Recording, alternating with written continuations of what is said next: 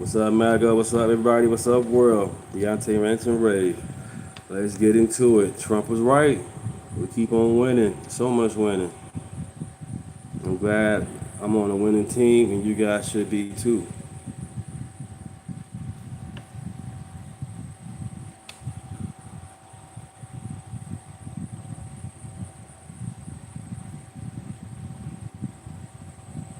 Talking about $350 a barrel, and it's today 84.85, and we are getting a lot of oil out. But the other thing that's happened is people have found other alternatives, which they never thought about. Texas, Alaska, Louisiana, and other places. In addition, a lot of pipelines, record numbers of pipelines are being built. So I think the Hormuz Strait's not going to be quite as important as it was in the past. Now, on Canada, if I can ask you, you said that there's a deal, an agreement in place. Are you willing to look? Iran's latest demands to reopen the Strait of Hormuz. The Parliament Speaker laying out Iran's requirements a few hours ago. Take a listen. And let me make it clear, until America implements its commitments under the Memorandum of Understanding, including lifting the blockade on the release of frozen assets, lifting the oil sanctions, ending threats and military operations on all fronts, and other conditions that America has agreed to under the understanding, the Strait will not be reopened. Well, this comes after a maritime monitor reports another ship was struck while transiting through the Strait of Hormuz, hit by an unknown projectile. Well, I want to bring in senior White House reporter Betsy Klein. And Betsy, tell us what more you're hearing from the White House this hour related to that. Well, Christina, yesterday that memorandum of understanding that had been reached between the U.S. and Iran officially expired with no nuclear deal, no clear strategy to end this war, and traffic in the Strait of Hormuz, that critical oil thoroughfare, still severely restricted. Now, the Strait of Hormuz remains one of the thorniest remaining issues in this conflict. Prior to this war, no one had full control over the Strait of Hormuz. And then on Friday, President Trump suggested that it would become a U.S. territory. He posted a map today. You can see there on the screen that says new U.S. territory circling the Strait of Hormuz. And maritime law experts, of course, have been skeptical of this move. And it comes at the same time that Iranian officials are laying out their new demands for reopening this strait. They say that the U.S. blockade must end. They want the release of frozen assets, as well as removal of oil sanctions and the end of military threats and operations in this strait. Now, Boy. So we got to talk about a bombshell report that basically is backing up President Trump's claims that the Strait of Hormuz is a U.S. territory now. If you guys weren't aware, the Iran conflict is still going on. We're kind of at a standstill, because the memorandum of understanding is basically not in effect anymore. But we're not really fighting Iran like we were, right? We're not bombing them the way that we were. It seems as if this administration has chosen economic warfare against Iran, and it looks like Iran is losing leverage. In fact, in the long term, the more that Iran continues to hold out as if they actually have long-term leverage, they're actually hurting themselves. And I want to explain exactly what's happening, because a lot of people look at this conflict short-term, and it has become clear to me that you cannot analyze this conflict without analyzing what actually is going to happen over the next 10 years or so if Iran continues to unreasonably hold out, thinking that they're going to get a sweetheart deal from us when it comes to their nukes or the potential to build nukes.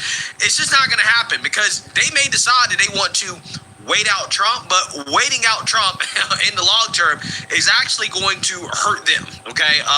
They will be smart to capitulate to our demands now while they actually have some leverage, because, again, this information that is coming out about the Strait of Hormuz and how we're actually getting ships through the strait, which is why gas prices aren't higher, which is why oil prices aren't higher, despite the doomsday predictions. You remember people saying it's going to get to above $200 a barrel. Well, right now it's sitting at about 85, 90. Again, is it great? No, but it's not the disaster. It's not the doomsday disaster that the doomers predicted, right? I wish it would go back down to $60, $50 a barrel, but who knows? Okay, maybe, just maybe, it's going to sit here for a while, and it'll probably end up slowly going back down as the markets realize that Iran doesn't actually really control the strait. In fact, we are limiting their ability to do much about the fact that we can get ships through the strait. And also on top of that, other countries are now diversifying outside of Iran, okay? And in the long term, again, that is going to take away Iran's ability to leverage the strait, which means that they're incentivized to actually try to get a deal now. And if they continue to wait it out, they think they're going to wait out Trump. Is probably not a good move for them. So I want to talk about it because the liberal media is essentially admitting that this is in fact true, that ships are getting through the strait, and that in the long term, Iran is going to lose leverage. But let's go over the basics here first. The United States military has quietly established a shipping corridor in and out of the Strait of Hormuz to transport millions of barrels of oil each day, a notable success, even as the broader war remains at a stalemate, two U.S. officials told Axios. Under the operation, which has been underway for the last several weeks, 15 to 20 tankers have entered and exited the strait each night through a southern channel along the coast of Oman.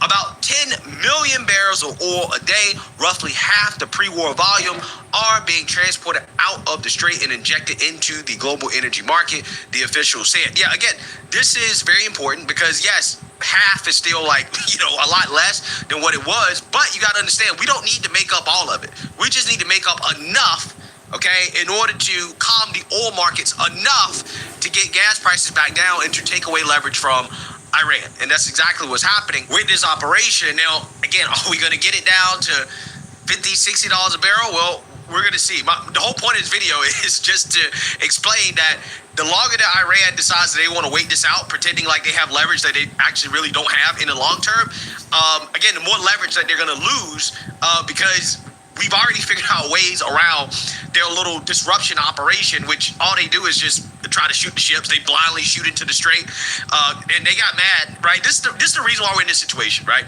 They got mad because we figured out a way to bypass their disruptions in the strait, right? So this is why we kind of got back into this situation, because it was opened up at one point and then they decided to close it when we establish our own route through the strait. Okay, Iran is going to learn the hard way that they don't own the strait, and the longer that they continue to claim ownership over the strait, they're just incentivizing us and other countries to diversify away from the strait, and in the next 5 to 10 years, it's going to be irrelevant, and they're not going to have any leverage at all.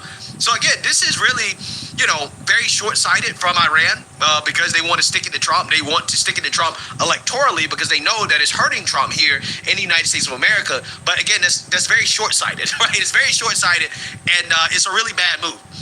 The U.S.-led operation is mitigating one of the most painful aspects of the war, the disruption of oil supplies that sent crude prices soaring.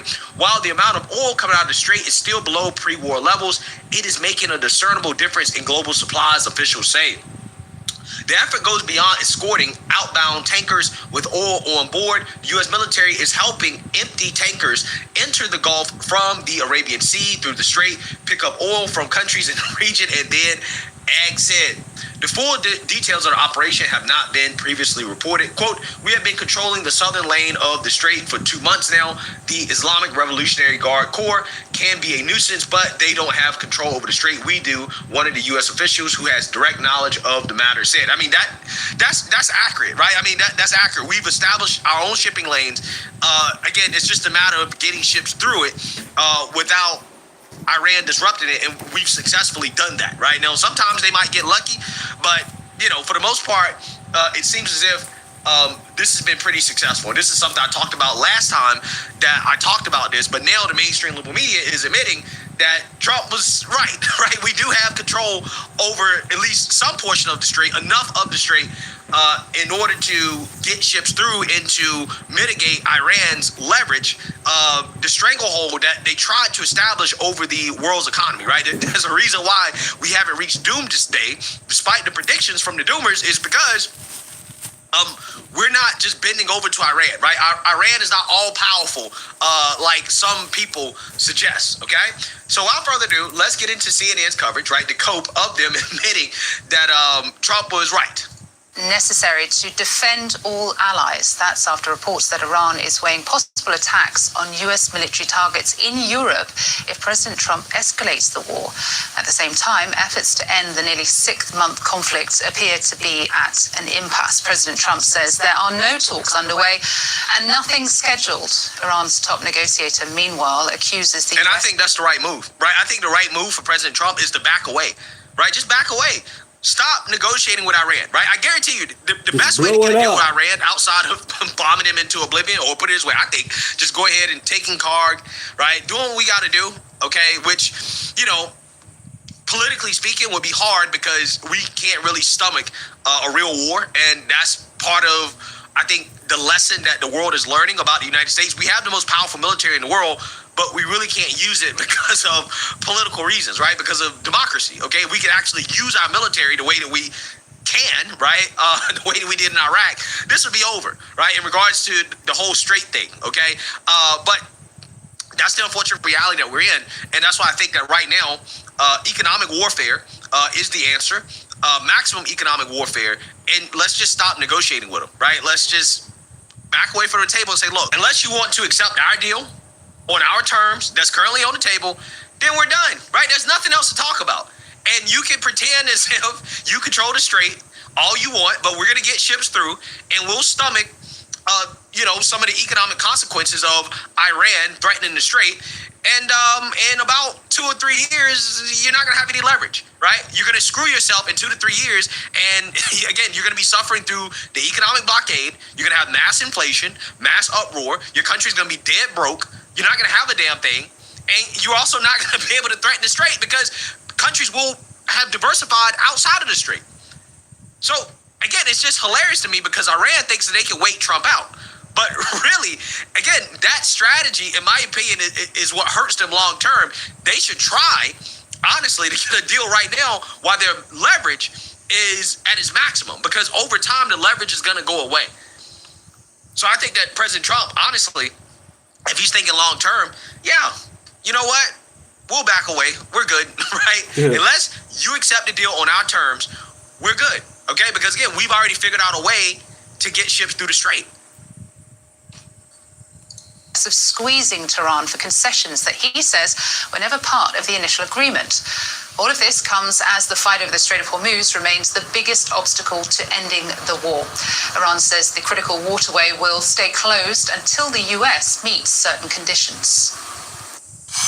And let me make it clear, until America implements its commitments under the Memorandum of Understanding, including lifting the blockade on the release of frozen assets, lifting the oil sanctions, ending threats and military operations on all fronts, and other conditions that America has agreed to under the understanding, the strait will not be reopened. But new shipping data suggests Iran may be losing some of its control over the strait, with more than 80% of traffic using an alternate route maintained by Oman in recent weeks. The White House is signaling it's shifting away from military strikes on Iran to a long-term, maybe, policy of economic strangulation. Iran's parliamentary speaker says the Strait of Hormuz will not reopen until the U.S. meets key conditions, including ending the naval blockade. Let's get right to CNN senior business reporter, sure. CNN senior reporter of business, David Goldman. What do you got? Well, listen, not a marriage proposal yet, but there is some really interesting stuff that's happening in the Strait of Hormuz right now. The thing that we've been talking about for a long time is that Iran controls the strait, and we're trying in the United States to gain more control. It seems that there's been a little bit of a turning point over the last few weeks. The thing that we are looking at right now is the 80% of traffic that's going along this Omani route or is dark, right? We don't know what it is. We don't know if it's going in or out. We can't see it because they turn their transponders off. This is really important because Iran had been for a long time controlling this route that's right along the Iranian coast. They said that we want a toll or you need to register with us. What we found, though, is that over the last 2 weeks, an increasing amount of traffic is going around the Omani route. And this means that even though Iran says we are going to bombard these ships, which they have dozens of ships with attacks, they're still willing to take the risk on that green route. And the reason is because the United States military is there and they're letting ships shuttle in and out. This is key for a few important reasons. There were 20 million barrels of oil coming out of the Strait of Hormuz before the war started, and around 100 ships. Not totally close to that yet, but depending on who you ask, there are a lot more tankers that are getting out of the Strait of Hormuz. The official number from the data trackers is around 4 million barrels, plus around 7 million that's being rerouted, around 11. The U.S. government says we have eyes on it, and there's actually 9 million barrels per day coming out of the Strait.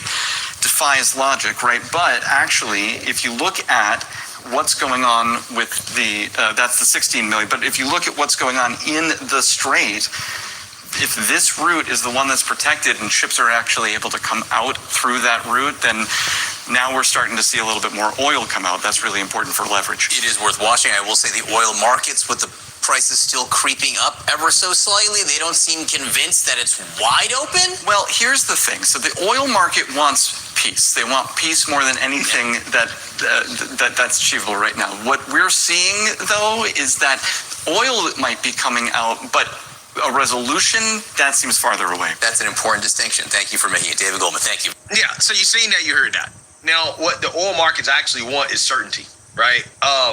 Because clearly oil is flowing through it. This is why oil is not over $100 a barrel, right? This is why we haven't hit doomsday. Yes, gas prices have increased.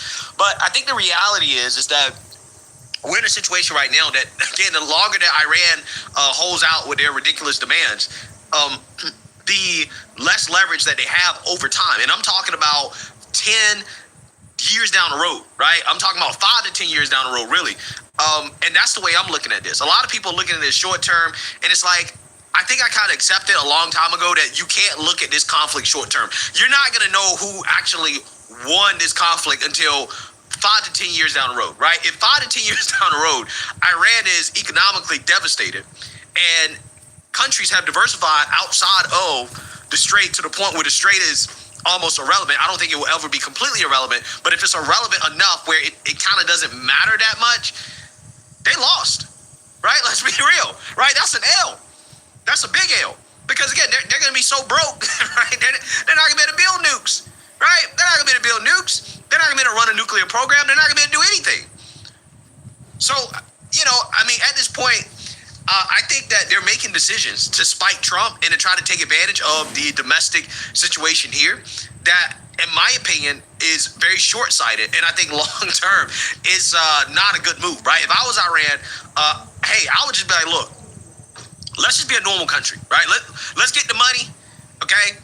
Let's And for democratic socialism, the radical left picked up a victory in the red state of Florida's primaries last night. And the top headline today, a democratic socialist took out her own party opponent who had a lot of funding and name recognition. Our democracy!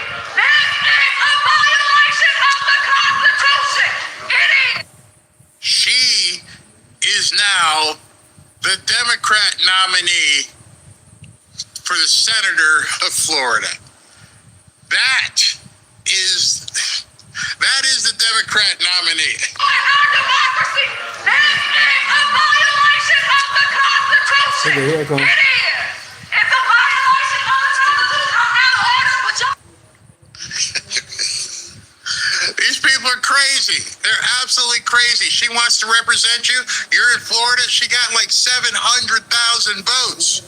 She beat Vindman, who was, part of the people that wanted to impeach Trump. Vindman had something like $18 million. She had won. She had no money. She had no business being in the race. And now she is going to be the Democrat nominee against Ashley Moody. Fighting yet again, party infighting over what is a Democrat? I'm Harris Faulkner. You are in the Faulkner Focus. Democrat State Representative Angie Nixon with that massive upset over prominent Trump critic and former impeachment cheerleader Alex Vindman. Nixon is a member of the... Okay, so when you look at this is what the Democrats are, they know she's toast.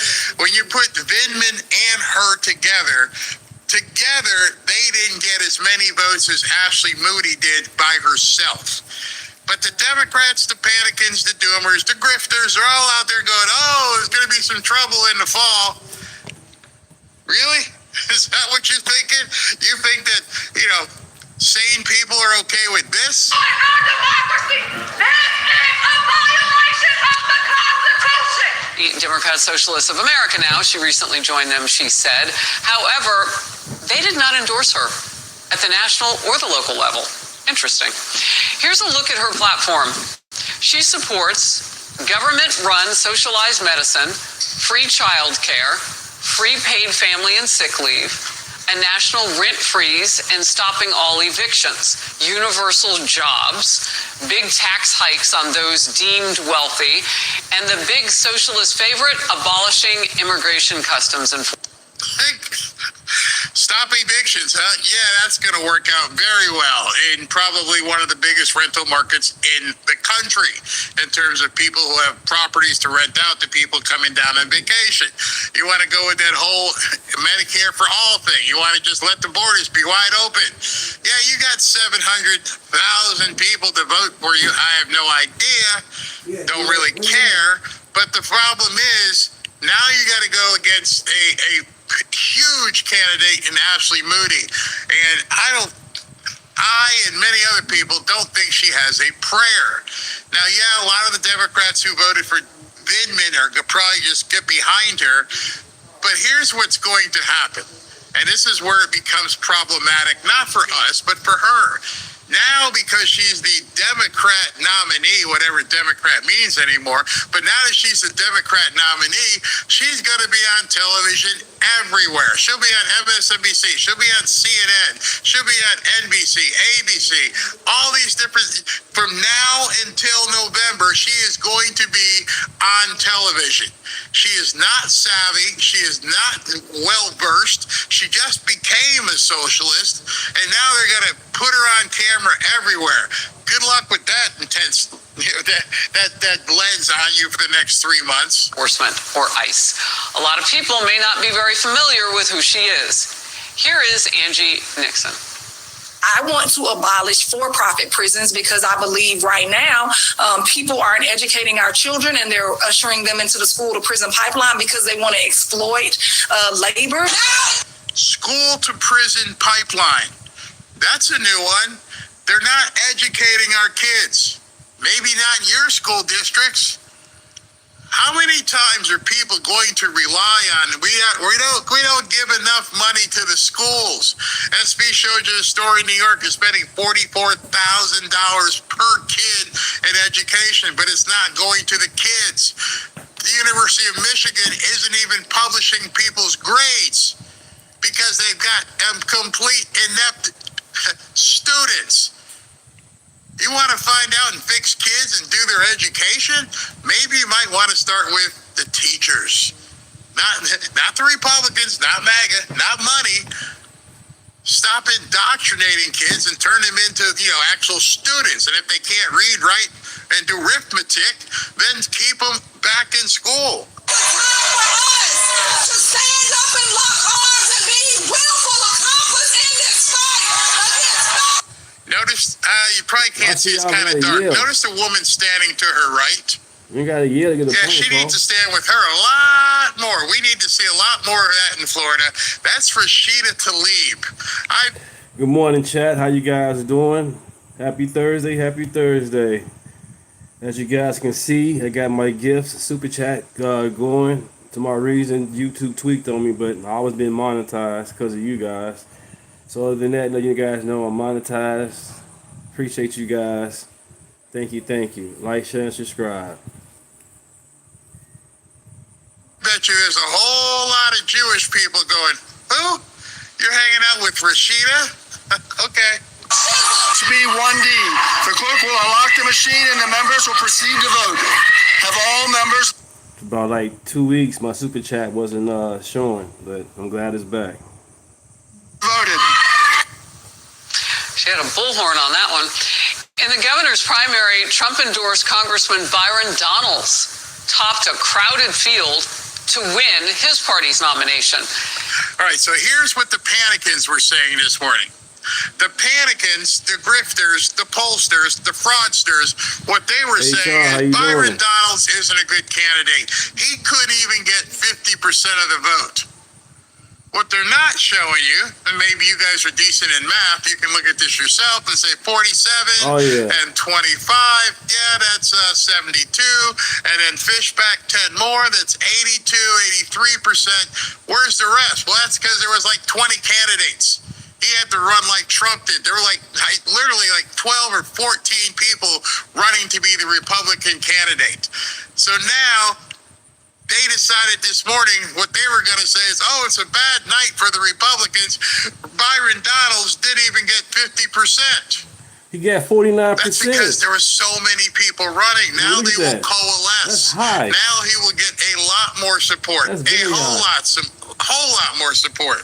He is here ready to join me in focus. I want to first start with Dana Marie McNichol in Fort Lauderdale. Dana Marie. Hi, Harris. Good morning. As you mentioned, one of the most surprising outcomes of last night for us here in Florida was that major left-wing victory over an establishment Democrat. So State Representative Angie Nixon, she defeated Alex Vidman with a grassroots campaign. Vidman is a former national security official who was a key witness in President Trump's first impeachment trial. Now, Nixon won by double digits despite raising just under $1 million compared to Vidman's almost 17 million.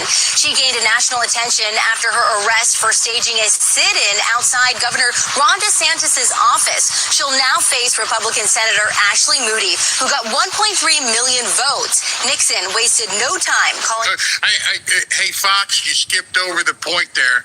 You said how many votes Ashley Moody got, 1.3 million. Where you missed the punchline is she got more votes than the Democrats got combined. Between Nixon and Vidman, the traitor, they only, together, they only got 1.2. And that's with a bunch of people sitting home knowing, oh, yeah, Ashley Moody's going to be the candidate. I bet you she gets close to 1.7, 1.8 in November. The Democrats don't have a prayer. Yeah, her opponent.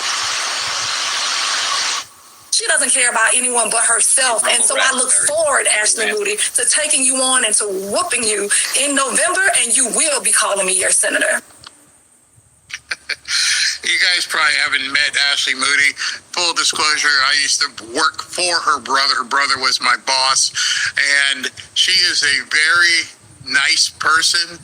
And trust me, she doesn't just think about herself. She was the attorney general that replaced Pam Bondi when Pam Bondi went to Washington.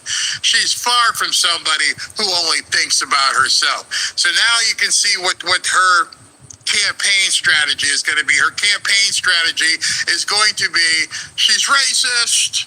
She only cares about herself. She only cares about billionaires and millionaires. I could write the campaign she's going to try and run, but it's going to get worse because nobody knew who she was. Now she's going to try to get on the national stage, and she's going to look even more belligerent. The socialist test failed for the congressional primary. DSA-backed Oliver Larkin will not advance after losing to moderate pro-Israel Jared Moskowitz in the 25th district here. Larkin tried to mobilize young voters but couldn't break through this affluent, heavily Jewish district where support for Israel was a central issue. And so this guy decided I showed him yesterday, he tried to run as a DSA candidate to be anti-Israel in the biggest, probably Jewish community in the country, if not, New York does. And this community goes to Miami all the way up, a little way past where I am in Boca up to Del Rey. And it's an affluent Jewish community. I am sitting here in this studio in a gated Jewish community. This guy didn't have a prayer. He got beat by 30 points. It was embarrassing. And so now you got another DSA candidate with, Nixon. Good luck. District 20, Democrat Congresswoman Debbie Wasserman Schultz also fended off a younger progressive DSA-backed challenger, Elijah Manley. Now, on the Republican side, two House candidates backed by President Donald Trump lost. So, I don't know why they gloss over this stuff. Moskowitz, the guy's name is Moskowitz in the Democrat side, who beat the other guy, the other DSA guy, Moskowitz. And now Debbie Wasserman Schultz, who they hate. They really, but even then, they voted for, let me guess, the Jewish woman over the DSA guy. And he got absolutely annihilated. I mean, just crushed. That's good. The panicans will make you think like, oh, the Republicans are losing ground, and they won't mention this is the Democrat side only. This isn't the Republican side. The Republican side was won by Scott Singer, who happened to be the former mayor of Boca Raton, who we've had on the show. So don't listen to the panicans and the grifters on X because they're not here.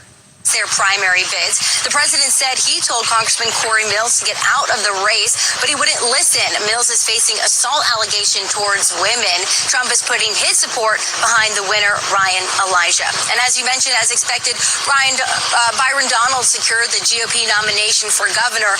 He will face former Republican Congressman David Jolly, who is hoping to turn Florida blue, positioning himself as a moderate. I'm going to show you some stuff about David Jolly, who is positioning himself as a moderate. Sure. Look, I reject the DSA. I reject socialism. I'm a capitalist, and I think capitalism provides the greatest amount of economic mobility. I have been with Angie on the trail, and I'll tell you this, she's a fighter. She leaves it all on the field. So you're a Democrat, anti-socialist, capitalist, who is running for the Democrat governorship, and now your sidekick is a Senate candidate who's riding with you on the ticket, who's a socialist. I got to get some popcorn for this. How are you telling everybody, I rebuke socialism, yet here's my running mate here. And Harris, those are two very different Democratic candidates, Jolly and Nixon. So it's going to be interesting to see how the identity of the Democratic Party shapes up going into the midterms. All right. Thank you very much, Dana Marie. In focus now, Congressman Byron Donalds, Republican nominee for the great state of Florida for governor there. First of all, congratulations on your big win last night. I want to jump right in. You have a rally coming up tomorrow. We'll talk a little bit about that and how you're coalescing and bringing the whole Republican Party together in the state of Florida as you run. So we'll talk about that in a moment. But first of all, tell me how you won last night and what you think about your opponent, David Jolly. We just heard a little bit about him. Well, first, we had great support from President Trump, Republicans all through our states. Second, our team, we did a great job of just being consistent, being focused, taking our message to the people of Florida. We knocked over 500,000 doors through the primary process, whilst having events really all through Florida, some of them rallies, some of them just question and answer periods where I got an opportunity to hear directly from the people of our state, and it all came together quite nicely for us with a major victory last night. So we're very excited. But when you talk about David Jolly, and I think that clip you just played, one creates a problem, not just for him, but for the Democrat Party. He says that he disavows socialism. So is he going to vote for Angie Nixon? Because Angie Nixon is a Democrat socialist of America. This is why I say that David Jolly is a Trojan horse for the DSA, because he's going to campaign like a moderate, but the truth is, Harris, he will govern like a radical, just like Angie Nixon, just like how Abigail Spanberger's doing in Virginia, the same radicalism in some of these heavy blue states that has forced people to leave their states and choose the free state of Florida. The reason why we are the exception, the reason why we're the best state in America is because we reject socialism, we reject Democrat politics, and we focus on common sense, conservative principles. That's why Florida's #1, and we're going to prove that point through this campaign and win this November. Look, you see, one of the things I don't have any way. I will always tell you if I have evidence versus just my feeling. My feeling is some of the people who don't like Byron Donalds don't like the fact that President Trump endorsed him. They hate Trump so much. These panicans, grifters, and fraudster pollsters hate Trump so much. By proxy, they have to hate Byron Donalds. They have to, because that would mean that Trump knows what he's doing. Even though you look at the stats, you can see how many people Trump endorses actually win, how he is a kingmaker for the Republican Party. The fact is, they want, as I said earlier, President Trump to apologize to MTG, apologize to Tucker Carlson, apologize to Alex Jones, and on and on and on. There's no apology needed. We're here to win this, not appease people on X. It's no secret it's the one of the home states of President Trump anyway, and you mentioned him. His poll numbers may not be very good right now, but his endorsements carry a ton of weight. And there is a war going on and there's pressure on our gas prices, but people still know he's a kingmaker. Now I want you to look at these numbers, because not a lot of people. I went through them very fast earlier, and I was giving you these exact numbers. But these are President Trump's endorsements for this primary season. Senate 100%, U.S. House 98, governorships 75, overall a 97% endorsement win rate. 97%. So how could Trump's numbers be so bad? How can his approval numbers be so bad? I'll tell you why Trump's approval numbers are bad, because they're throwing in and they're pouring in the Democrats and the socialists into that same pot, that same pool, instead of separating out. How much is Trump liked with Republicans / MAGA? Be honest. It shows as soon as you look at the numbers. But you won't hear that when you're looking at these people on X or English, F you and your feelings. Welcome to the chat, English. That's what's up. I don't care that Trump don't like me, don't know me. I voted for his policies and keep the border closed. F you and your feelings. I don't care about you. How about that? And your feelings. I love you, but F your feelings. Welcome to the chat. Who cares? I'm a bootlicker for showing the truth. If you don't like it, go to another channel. If not, go ahead and stay. Like, share, and subscribe. Common Sense channel. Grown people here. Adults are in the room. If you can't handle it, leave. We don't care about it. Even some people on news, his approval rating is low. We're not going to get these idiots to vote for Trump. They're not going to vote for Rubio. They're not going to vote for J.D. Vance. I don't even know why we put them in the mix when we're talking about approval ratings. Here's his record so far, 100% when it comes to U.S. Senate candidates. He's backed 98% of those House candidates, 75% of governor races, that an average success rate of 97%. I mean, that is remarkable. People do want what he's about, and that seems to be something that you can capture, jump into. So talk to me about how you're going to do that and why you want to get all the Republicans together in the state of Florida. Because the reason why all Republicans are going to come together is very... I like Byron. He's a good man. What's going on with Byron? Well, he ain't chucking and jiving for you. He ain't tap dancing. Byron is a good guy. Very simple, Harris. We are a conservative-leaning state. We have been for quite some time. The fact that 8 years ago, the Democrats had a 300,000 voter advantage in this state, and today, under the leadership of Ron DeSantis, Florida has moved to a state with 1.5 million more Republicans than Democrats. Do the math on that. We were underwater to the Democrats. There were more Democrat voters than Republican voters. And now we've got over 1.5 million voter lead down here. So DeSantis must have done something really good. Hey, English, I really don't care. Can't take it away from him. You guys can be pissed at him. Certain people, Democrats, something must have worked. And that's why we're saying earlier about Byron is don't come in here with anything stupid. Don't say anything stupid between now and November.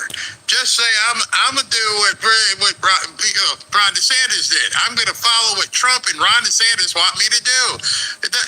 It's no slack on you. It's just an easy model to win. And that's the point of me showing this is understand, here's the model. Just do what has already been working. Don't break anything. Now, he's got a little bit of a speed bump he's going to have to get over that Ron DeSantis didn't have to get over.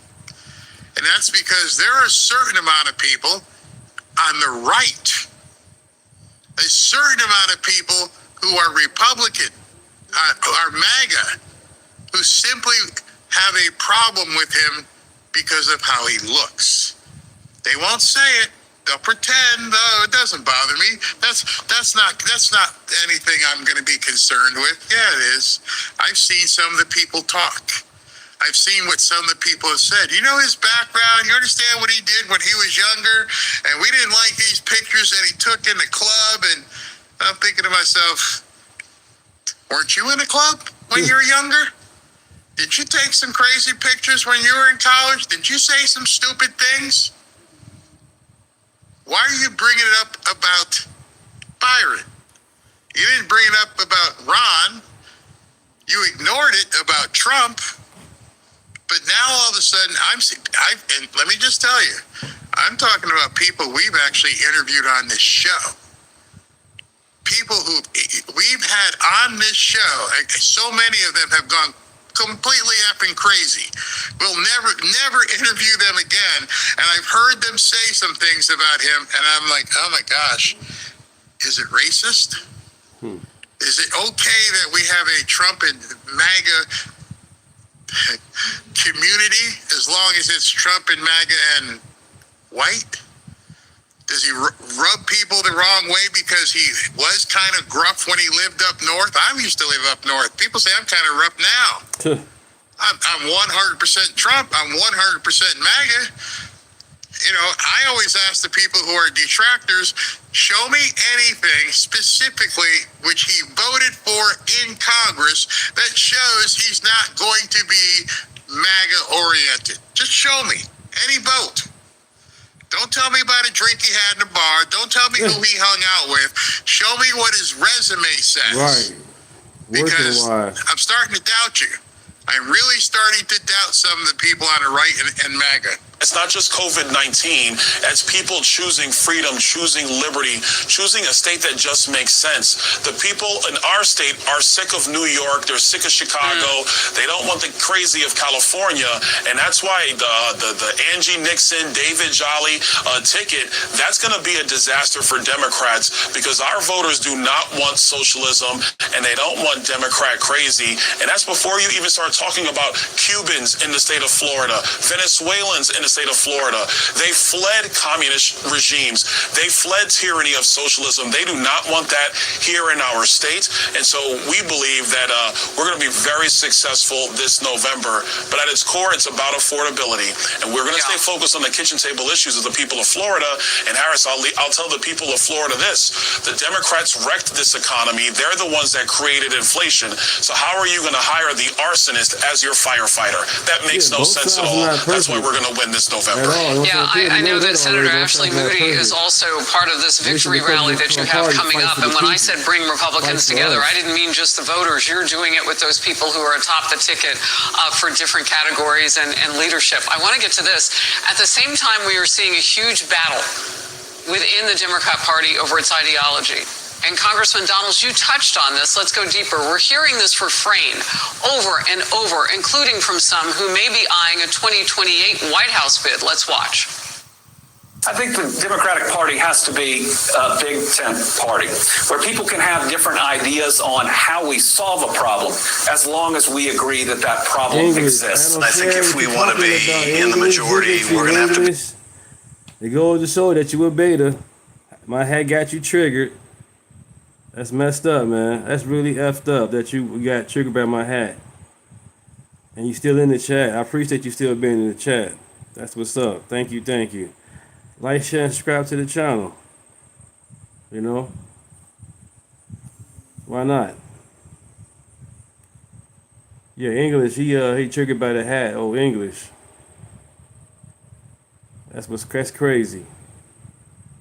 Be a big tent party. It's a big tent. I've always said I'd rather not be in charge of a party that is lockstep this way. Hey Trey, Trey O, how you pronounce your name, whatever. I'm not betrayed. I have no voters remorse. If you do, that's on you and your feelings. Because other than that, everybody in this chat, we all cool for vote for Trump. You know what I'm saying? We're not in our feelings. So if you're in your feelings, you can leave the chat or you can stay. Other than that, all that name calling and all that other stuff is not necessary. It goes to show you that you are in your feelings and you are a beta. In this chat, we're going to break you down and going to build you up. You've always been lockstep. What the hell are you talking about? There's been no fraying. Or at this point, Fetterman is like the only person who's kind of on the fringe, but he still comes back and votes lockstep. Every one of your votes were basically 100. Trey told how you pronounce your name. I'm 43 years old, man. I'm a grown man. I'm not no kid. I know who I voted for and why I voted for him. I don't need no lecture, man. On the real, welcome to the chat. That's y'all problem with you people, man. You jump on people's chat and y'all say the most stupidest shit. I don't care about your feelings, man. I'm showing you videos, you know what I'm saying, for you to go from there. That's on you. But for you to tell me about Trump and all this other stuff, I don't care, man. Welcome to the chat. Nothing. So you are what you say you don't want to be. You've always been that way. You keep a tight ship and you brag about it. Now you're talking about this Big Ten thing, but notice what none of them said. None of them said, I like their ideas. None of them said, you know what, maybe we should do, no. Right, because you guys are a bunch of keyboard warriors. You expect us guys, us YouTubers, also getting our feelings and just go off on you guys. You know what I'm saying? And guess what? It's funny. Because in reality, in real life, you guys won't say nothing to nobody. Me wearing my hat outside, you would not even say nothing to me. You probably would speak to me. And you will. I know you will. But all this tough stuff and all this name calling is a waste of time. For real. Because it goes to show that you a beta and how low IQ you are. Because this channel here, F your feelings. Facts over feelings. We gotta win. We gotta be in power. That's all they care about. Big tent. It's tremendously exciting for all of us, for the big tent of the Democratic Party. We are a big tent party. This is a big tent Democratic Party going into the fall. I mean, my joke about this is that REI and other tent purveyors are probably thrilled at this lingo. Your thoughts? Well, you can see that they went and they focus grouped the phrase that they want to use. But I think it's important for the voters of America to take a step back and remember that about six years ago, there was somebody else who said that they were a Big Tent party, and that was Joe Biden. And Joe Biden, when he got into the White House, he had radicals run this country into the ground. Everything from borders to our economy and our foreign policy were all in flames because of the small tent of the Democrat Party that truly focuses around radicalism and socialism. And that's why that stuff has been defeated here in Florida. It will be defeated again this November. But we have to make sure that the Democrats do not have power, because all they're going to be talking about is impeachment, open borders, and socialist policy. And that is not a recipe for success for the people of our country, and definitely not for the people of Florida. And they want to abolish ICE, get rid of the U.S. Supreme Court. The next Obama, right? Everybody is the next Obama. John Ossoff is the next Obama. El Sayed is the next Obama. Everybody that comes through and sounds better than Joe Biden happens to be the next Obama, according to the Democrats. Abdul al-Sharid, how you pronounce his name, whatever. This dude, you know what I'm saying, want to push Sharia law here in America. I played a video yesterday. He actually want to push Sharia law in America and trying to use it as a victimhood to oppress other people that's slow to think Sharia law is a good thing to have. No, the Constitution is great. Get the Sharia law overseas, where is it at? We don't need it here in America, period. But nobody want to do no research. You guys want to keep on attacking MAGA, but you goofies ain't paying attention about the DSA. They tell you want to get rid of the Constitution, open up the prisons, open up the border, just have total chaos in America. But you guys so up your ass. The MAGA's the coat. Oh, the red hat. It triggers me. You ain't paying attention to the video. These people are trying to come in, you know what I'm saying? They already in here and they want to destroy America. MAGA is not here to destroy America, period. It's called We the People. You know what I'm saying? It's a republic. Well, this next Obama type, who has been around for a short amount of time, is trying to choose and pick a war. And boy, did he step in it, because millions of people just saw him accuse a Trump aide of doing some inappropriate things with President Trump. And he's sparking some type of CNBC, MSNBC type, Joy Reid type, Rachel Maddow type conversations from the next Obama. He's sparking some type of, gossip. And a lot of people, even Democrats, are being rubbed the wrong way, because they're like, yo, you're supposed to be the next Obama. Why are you saying some crazy things about innocent women that haven't done anything, that you don't even know about? Well, he tried to do this live on stage, and it is not turning out to be a very good moment for him, because he is being called out by everybody. And now he's backtracking it. Make sure to smash the like button, ladies and gentlemen. And let me know where you guys are watching from, as always. America's Next Obama, Jon Ossoff, makes a huge and critical mistake live on stage. And now the gloves are off. Take a listen. Well, time now for Gloves Off. Remember when Democrats rightly proclaimed that young professional women should be able to work at the highest levels of government for male leaders without the age-old sexist, misogynist gossip that they were having an affair with their boss? Well, that went out the window yet again when Democrat Senator Jon Ossoff said this during a campaign speech in Georgia. See, he doesn't want to do the job. He wants to build his ballroom and travel with Natalie on their apparently defenseless flying palace gifted by the Emir of Qatar. Oh, John, shame on you. Of course, Natalie Hart travels with the president. She's his executive assistant, and that's a key part of her job, obviously. You'd think former White House press secretary Jen Psaki, a fellow career woman and feminist who has worked for powerful men, would be appalled by this statement. But instead, she gave Ossoff a pass and fanned the flames of his sick insinuation with absolutely zero evidence by just wondering. The reason I asked about Natalie Hart is because it's kind of raised this question out there, more questions about her. But you No, you're asking the question about her. You're making this a big deal. You don't care about the American people. You don't care about anything. All you care about is get Trump, run stories. Jon Ossoff knows that. Jon Ossoff is about to freeze on camera right here. I'm telling you, it's pretty crazy. Yeah, the socialists have slipped too. Shout out to everybody in the comments. I see California. I see Colorado in the building. Here we go. Specifically mentioned her, and I just wonder why.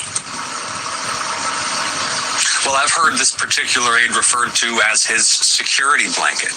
And I think we could say that about any number of the senior aides in the White House. They're not telling him what he needs to hear. John, please. The White House is doing just fine without your advice. And what a cop-out on that explanation.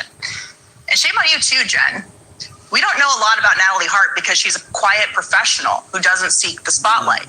I guess it was too much for Psaki to defend a conservative woman, one who's made her way to the top through dedication and hard work, merit. Natalie Hart is an American success story, both personally and professionally. She survived a usually fatal bone cancer and credits President Trump's right to try policies. She works tirelessly with little rest at the highest levels in the White House. Her success and example, one of hard work, focus, and dedication, is a good one for women everywhere to follow, regardless of their political party.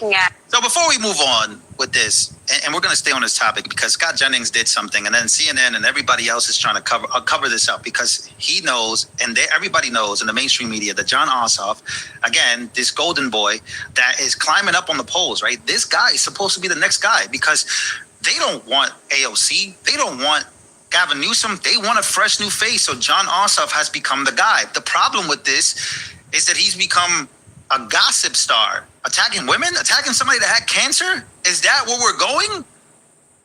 This got to be, again, you could say TDS and you could disagree with Trump and you can criticize Trump, and trust me, you can have those criticisms. But there's a difference between just going after somebody that works for him and accusing them and trying to start some crazy rumors and gossip because you have nothing else to run on. Your party can't win. Your party favorability is about minus 25 since 2020. Since 2018, your party has gone down 25 points in party favorability among your own voters.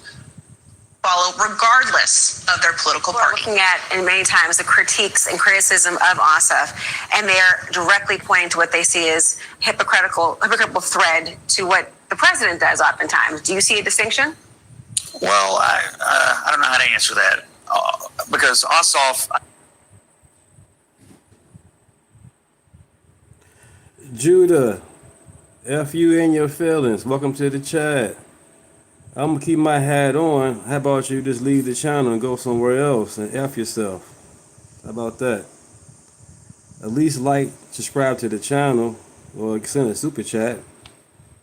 Other than that, this hat stays on. Welcome to the channel. F your feelings. I agree with Mark, was giving what we just played there standard liberal talking points against Trump. You're going to hear that from every candidate for president. You get your own YouTube What channel. he did with Natalie Harp, though, is something different. He didn't attack the president. He took an unknown presidential aide. She's not elected anything. She's not a household name. Goes to show you again, chat. These betas, boy, this hat make them, I don't know, it triggers them. That's crazy. That goes how soft they are, how low IQ they are. Look at this. Take the mega hack off Uncle Ruckus. Oh, he called me Uncle Ruckus. Dude, get out your feelings, bro, and stop watching Boondocks. Grown ass man still watching cartoons. Get yourself together, bro. On the real. Welcome to the chat. Named Deontay. F your feelings. I don't care. Not a public figure. Let's get it. And he basically communicated that the only reason she has her job in the White House is because, hey, that's what Republican women are good for, right? Wink, wink. That's how they get their jobs in politics. I think he's a disgusting coward. He didn't say that specifically, clear, but your intimation is what you think he happened. Go ahead. Come on, Laura, you know that's what he said. You know that's what he meant. That's the problem as well with the Democrats and the mainstream media. You just know they be lying all day. Like you know that everybody knows that when he said that live on stage, you know exactly what he was trying to do. He was trying to insinuate a Monica Lewinsky moment. That's what he's trying to do. He's trying to spark up the mainstream media so they can run these stories all day with his face on it so he can go and be on. That's what the vibe, that's the vibe it's giving me. That's the vibe it's giving me. Come on, you know he wanted a Monica Lewinsky moment. Oh my God, we just uncovered the craziest thing. Now everybody runs the story. What does that get done for the voters? Well, if you're arguing that he could have had any other possible meaning, I don't know how you would conclude anything other. You heard the crowd. They were in there clapping like seals. Now, the Party of Women likes to tell us that, you know, we're here for women's rights and we're going to promote women. And then you've got one of their leading candidates for president out dragging an unknown woman who's gone off to serve her government through the mud, insinuating that the only possible reason she could have a job in politics is because she's a concubine for a politician. It's disgusting. He went on MS Now and got asked about it, and he wouldn't defend it. Get out of here. He wouldn't defend it. He was a coward for not defending it. He's willing to do it in a scripted rally, but he's not willing to defend it after the fact. It's despicable. Jesse. Woo! Oh my goodness, here we go.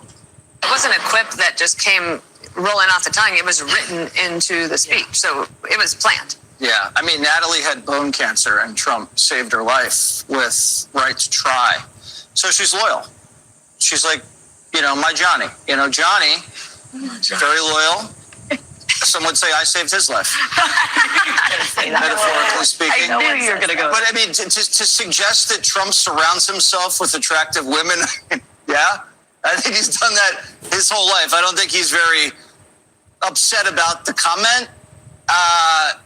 Am I fazed by this comment? No. Has Trump said so much worse, so much more sleazy things against other people? Yes. Have I defended those things? Absolutely. So I'm not going to pretend I'm all hot and bothered about it. And the president doesn't even care. He's like, what? Who? Oh, Pee Wee Herman? Next. Story was over. Cut the bullshit. Act like a man for the first time in your life. Boy, you guys got some straight up TDS for real. Dang it, Dave, Danny, you love Trump? You really in love with Trump sexually, I see. That's crazy. So did the hat triggers you guys and Trump, to seeing Trump, you guys get sexually moist. Wow. Oh, this is Clay Fuller. Yeah, he's getting called out by everybody. He's getting called out because he didn't step up to the plate. He did something that you should not do in politics. You said that type of challenge. And that is not act like the Democrat Party is supposed to be acting, right? The Democrat Party is supposed to be the party that is of the highs, of the mature men, the men who respect women, the men who are against misogyny, the men who are against racism, the men who are against all this stuff, and then he just became exactly the opposite, and now he's embarrassed by it, but too late. So cut the bullshit, act like a man for the first time in your life, admit what you said, and issue an apology. Natalie Harp's story is an American success story. She's a bone cancer survivor who also survived cancer while having a demanding career. She's now serving at the highest levels of our national government and serving the President of the United States. That American success story that Natalie Harp represents should be something that both sides of the aisle should be celebrating. But instead, she's suffering slanderous attacks from Democrat trolls and sitting U.S. senators just like you. And it's absolutely shameful what you said. And now Pee Wee Herman is completely backtracking, saying this isn't what he meant or wasn't what he meant to imply, and he's saying that it's taken out of context. Jon Ossoff, be a man, admit it, issue an apology, because you know that if a Republican had said the same thing about Jen Psaki and President Trump, every Democrat, including you, would be wanting an apology and demanding an apology. What you are doing right now is shameful, and it's just embarrassing that this is a United States senator from the state of Georgia. So we've got to send Jon Ossoff packing. We've got to send a man of the people and Class Act and Mike Collins to the U.S. Senate, because Jon Ossoff needs to finally be a man, admit what he said, and apologize for it. Yeah, I think Trump... Well, time now for gloves off. Remember when Democrats... Yeah, so the gloves are off. That way you guys know that. The gloves are obviously off. People are firing back, and they ain't having it with this guy. But Trump did call him Pee Wee Herman. He did call him that. But here's something that was very interesting to me. This coming from Laura Loomer. Laura Loomer said something that was extremely interesting, and I have to play this on this live. Make sure to smash the like button. We should have over 700 likes. If you guys can, make sure to smash the like button and share this video to as many people as you can. As always, that helps the channel. Laura Loomer says this on X. This is what she said. Make no mistake, the nasty stories you're seeing about Natalie Harp that are being posted are coming from inside of the West Wing. Okay, that caught my attention when I first read that. I was like, okay, well, we'll see where we go with this. From the West, coming from the inside of the White House, coming from the West Wing. Okay, a lot of people who work for President Trump suffer from major professional jealousy, and they are very bothered by loyalty, those who are loyal to Trump. How would anyone in the media know about Natalie's work performance or have detailed accounts of her conversations with the President of the United States unless her colleagues are speaking badly about her? Someone who works with her must want her job. Sadly, as I have pointed out many times, the president is surrounded by some people who care more about their own ambitions than making sure he always has the truth and full loyalty. In many cases, there are a lot of people, there are a lot of very bad people who were given jobs in this administration, while many good people were kept out. There are way too many leakers inside of the White House. As I say, this is why vetting matters. But that's a whole different conversation. The consequences of lack of vetting are glaring. So, yeah, she says that this stuff is actually coming from inside of the White House. Somebody is trying to leak and say some of these things, and they're leaking it to Jon Ossoff, and then Jon Ossoff is going and making it this a big deal. I wasn't going to talk about this, but I thought that this Jon Ossoff guy was a good topic to talk about because he's trying to do something, right? He is trying, once again, to be the next Obama, the next big Democrat, the next big thing coming out of the Democratic Party. He is the Trojan horse, a lot of people are calling him. So again, ladies and gentlemen, well, Mike Collins, right? Mike Collins was on Benny Johnson earlier talking about this. Mike Collins warns Jon Ossoff is the socialist Trojan horse candidate Democrats plan to run in 2028. He's the next big thing. They're going to run him as president. He will be the DSA candidate. There is a reason the DSA opened an office in Atlanta. He is one of the main reasons. He is the Trojan horse. So we are going to front run this story. We are going to front run this story because he's supposed to be the guy that is supposed to go and get the push. Welcome back, everybody. My name's DeuntaRantsRavesPodcastShow.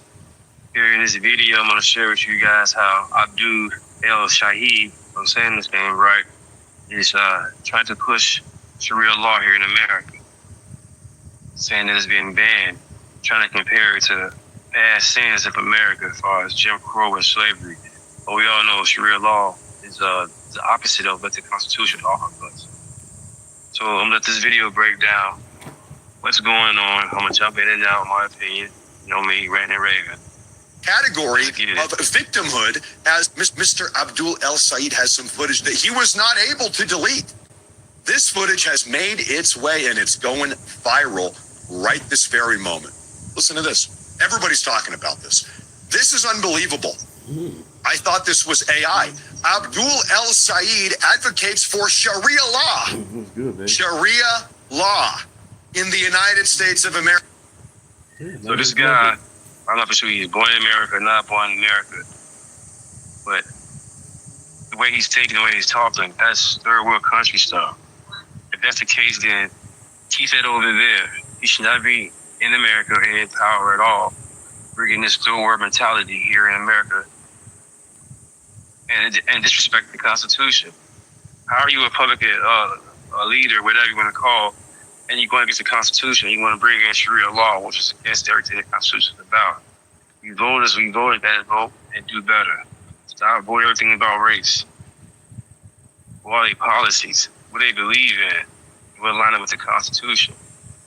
America. He argues that the United States banned Sharia because of hate and discrimination. And the forces that banned Sharia law in one of these states.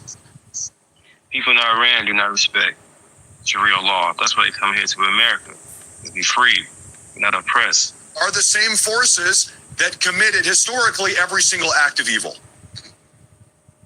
We have the video here in a moment. This is obscene political propaganda, putting Sharia law in the same category of victimhood as historic American tragedies. It is a perfect... Right, so you're using feelings instead of facts. You're using people's feelings to get them all worked up to go vote or do anything stupid. Facts over feelings. Do your research on Sharia law, you guys. And, drop some comments down. Let me know what you guys think about this video. Because it needs to be shared. It needs to be talked about. Sharia law in America, no. Example of how illiberal movements use liberal policies as a Trojan horse to smuggle in this case, their specific brand of Islamic authoritarianism. But you are right about one thing, Abdul. You don't know what any of this means. Take a listen to this. Question 755. When the state of Oklahoma voted in a referendum to amend the Constitution. I will say this, if you was not born in America, you should not be in politics. Period. State or federal election, you should not be running. Constitution to ban Sharia law. What does that mean? I don't know. And yet the voters banned it anyway. And I don't have to tell you that the same exact forces that drove native peoples from their land. I don't hate nobody. I love everybody. But if your beliefs or religion, how you want to put it, is not advocating for peace, I want no parts of it. Nobody should. These people want death on you. If you don't like what they like, they want to kill you. So take that at that, because I don't like it. I ain't hanging with that. I believe in God. I believe in Jesus. That cost our sins. And God came in man form. Thank you, Father God. Thank you, Jesus. Thank you, Jesus. 2 centuries ago. Destroyed Black Wall Street a century ago. Bombed a building decades ago. And tried to ban Sharia law not a decade ago. Those forces are alive and well today. Folks, look what he is doing. He is actually coming on out here saying publicly in a public speech, a video he most certainly did not want us to see. They tried to delete this footage. He says, banning We got it. Sharia You got law it. in the United States is akin to, it is the same as the Trail of Tears. It is the same as chattel slavery. It is the same as blowing up random buildings in acts of domestic terrorism. He says these things are the same as banning Sharia law. What he neglects to mention is that Sharia law is perhaps the most oppressive ideology, one of the most oppressive codes of law that has ever been What's up, imagined. Hard It is Right? completely and fundamentally incompatible with our United States American values. He neglects to say that. What he does is he paints himself and his radical Islamic community as victims to serve as a Trojan horse to then prey on the whims and good graces of Like, share, and subscribe, everybody. liberal white Americans. Trojan horse, get inside the wall and then unleash. And now it's Sharia law for everyone. Folks, you need to be very aware of what they're trying to do. Now, if you don't believe me, take a look at this. Recently, an imam in North Carolina explained articulately how to take advantage of America's freedom of speech to take over the country. They are planning on weaponizing the First Amendment against us to take over this country. Listen to this. Be aware. This is, by the way, this footage is from inside of the United States. This is not from Saudi Arabia or inside of Iraq. This is how dangerous this is. This man is on American soil talking like this. Not good at all, man. Once again, you here, be here, and come here peacefully. That's what Dude, get out your feelings, English McCormick, for real, bro. You gotta be an idiot. You ain't watch this video. The video is about 9 minutes long, and this dude is talking about Sharia law, and you still talking about my fucking head. Jesus Christ, man. This dude talking about Sharia law. Do you know what Sharia law is about? It's about getting rid of the Constitution, free speech. Everything's about America, period. 250 years, you know what I'm saying, of capitalism. Great. You talking about my motherfucking hat.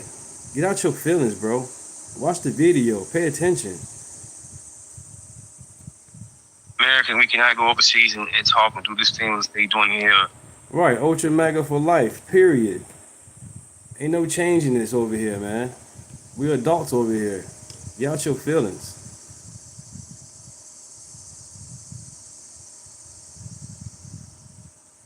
Never deal with feelings. That's you is. You talking about the hat? A 9-minute video, you talking about a hat. That's why they infiltrated the Democratic Party with this far left BS. Now the Democratic Party in panicking mode. Now the voters are waking up. They seeing it. Internet does not lie. It's forever. So let's continue. Yeah. Vote red. Don't be misled. Ron, this guy lives in the U.S., in North Carolina.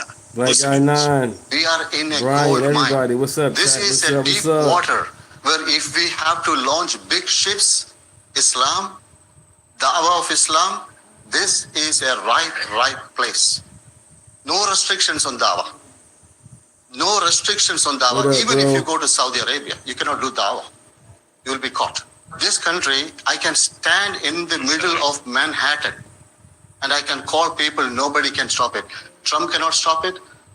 Biden cannot stop me. Nobody can stop me. About 50 years from now, Islam, God's gonna Muslims stop will you. become the #1 religious group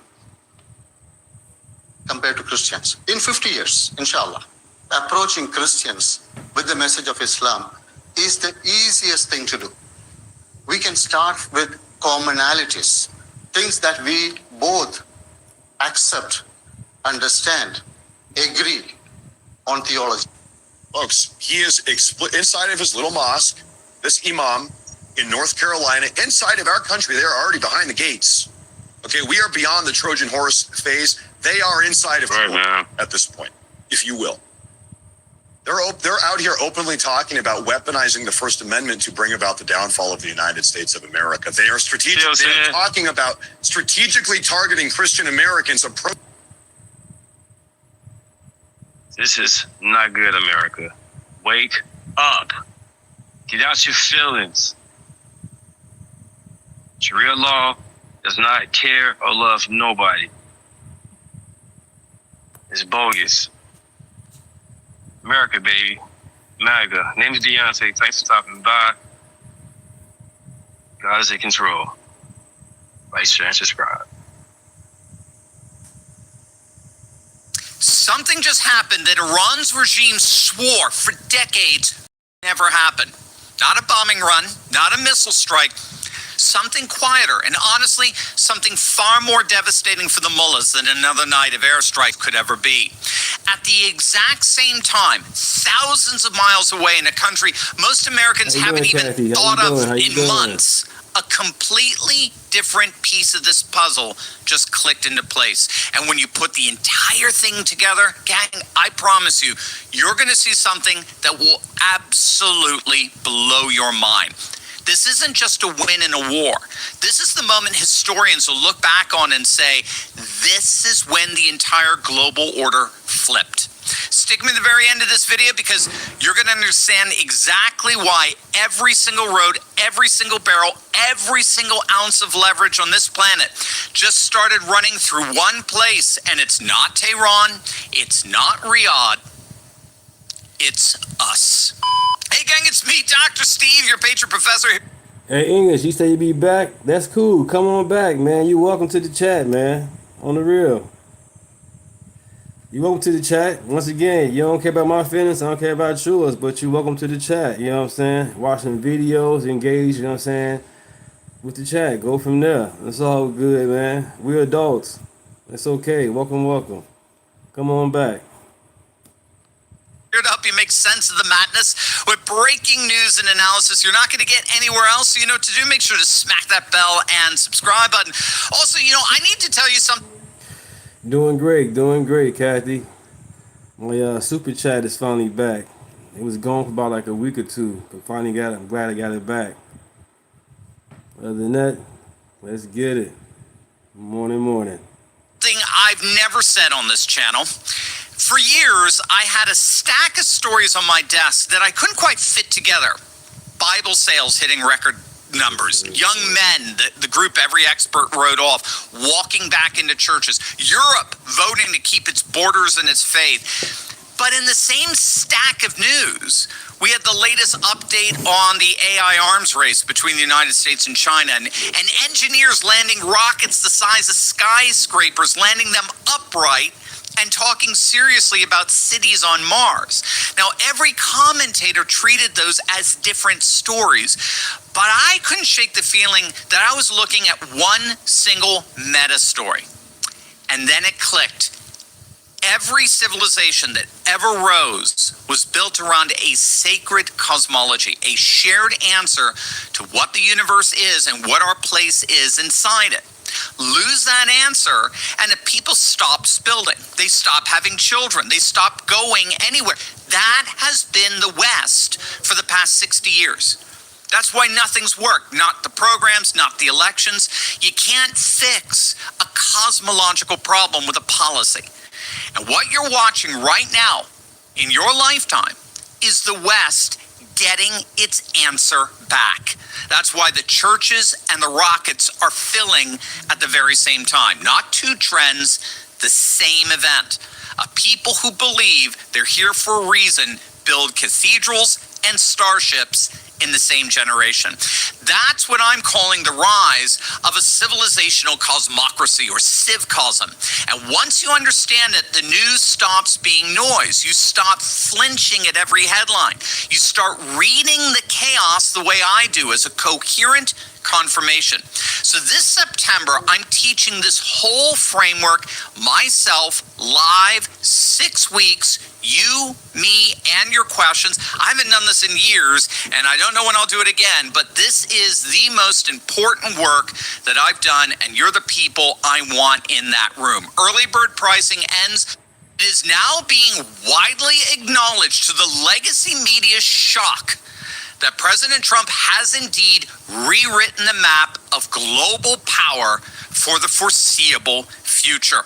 Axios is reporting that the United States military has, for the last several weeks, quietly established a shipping corridor in and out of the Strait of Hormuz, delivering tens of millions of barrels of oil a day.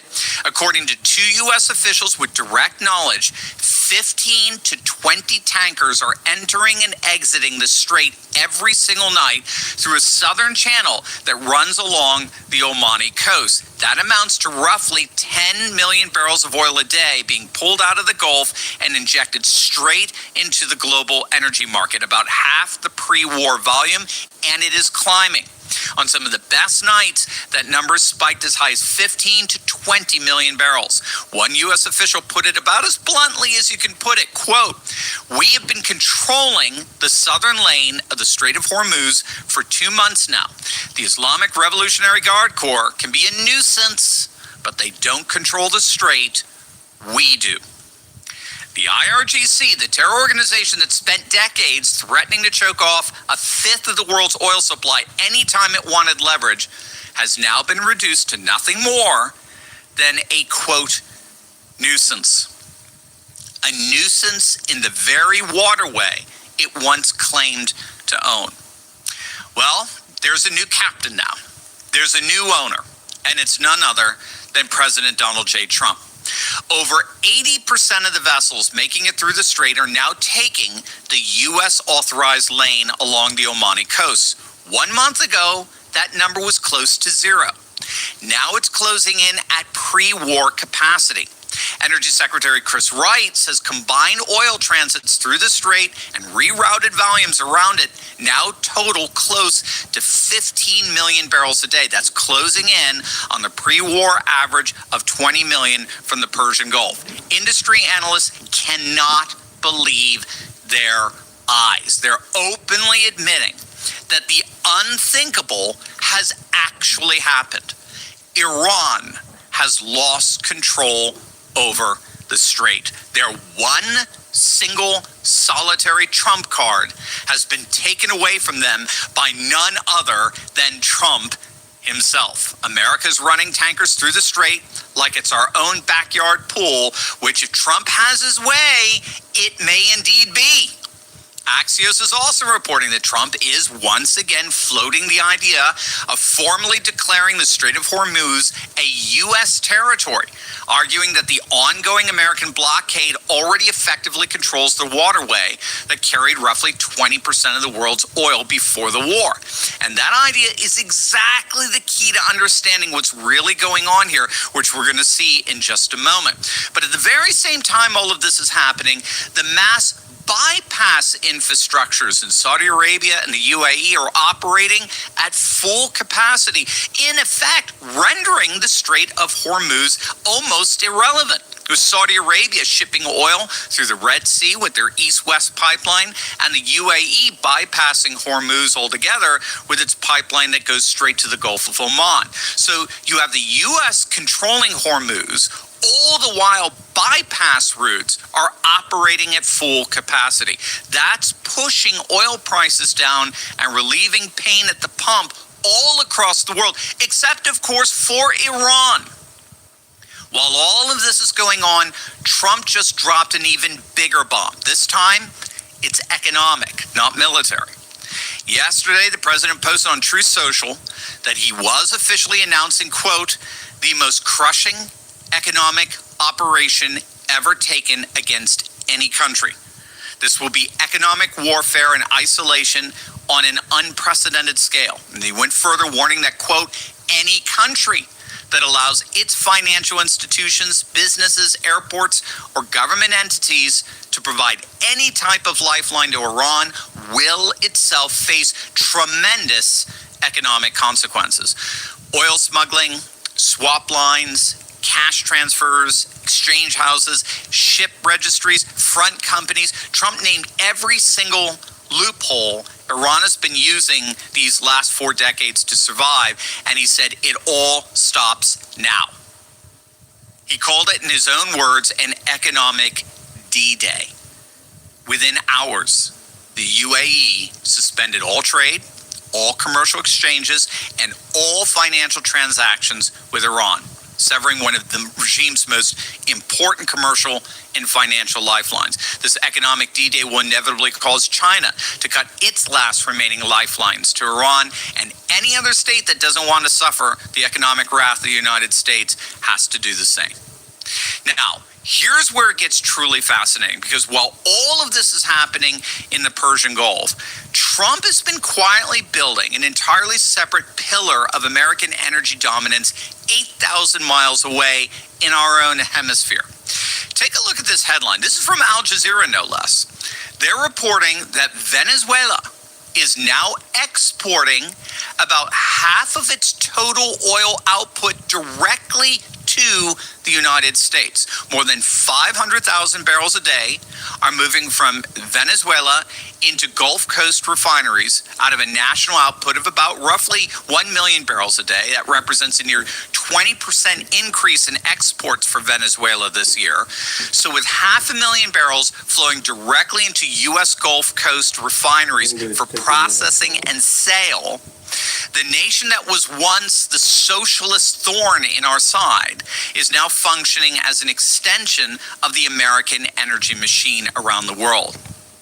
Now, are you seeing why Trump renamed it the Gulf of America?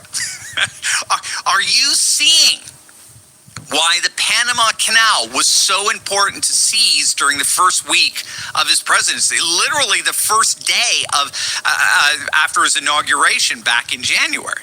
We're about to step back, and we're going to look at the map, the global map, because this is the frame that ties every one of these stories together in a way that will absolutely blow your mind. But first, as you know, for years, the left has done their best to convince millions of Americans that their real enemy is not big government, it's not crooked politicians, it's not these communist ideologies, but instead, they would have you believe the real enemy is your fellow citizens, particularly rich Americans. Democrats like Elizabeth Warren, AOC, Mayor Mamdani, they want to take money away from rich people and give it to the government, who will, of course, be sure to redistribute it in a fair and ethical way, just like USAID did, right?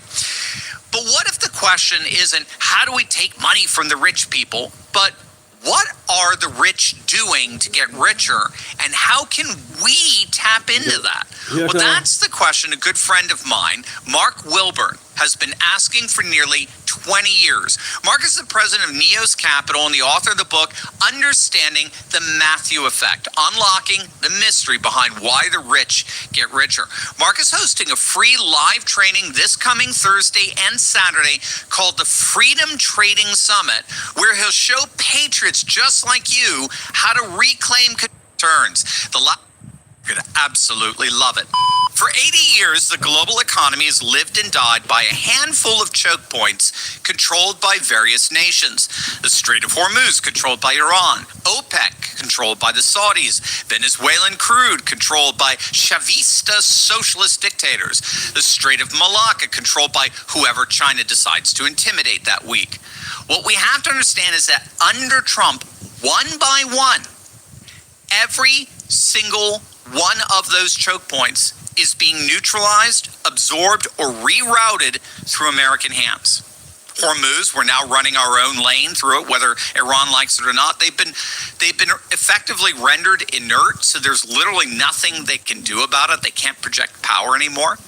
Venezuela, half its oil now flows directly into American refineries for sale around the world.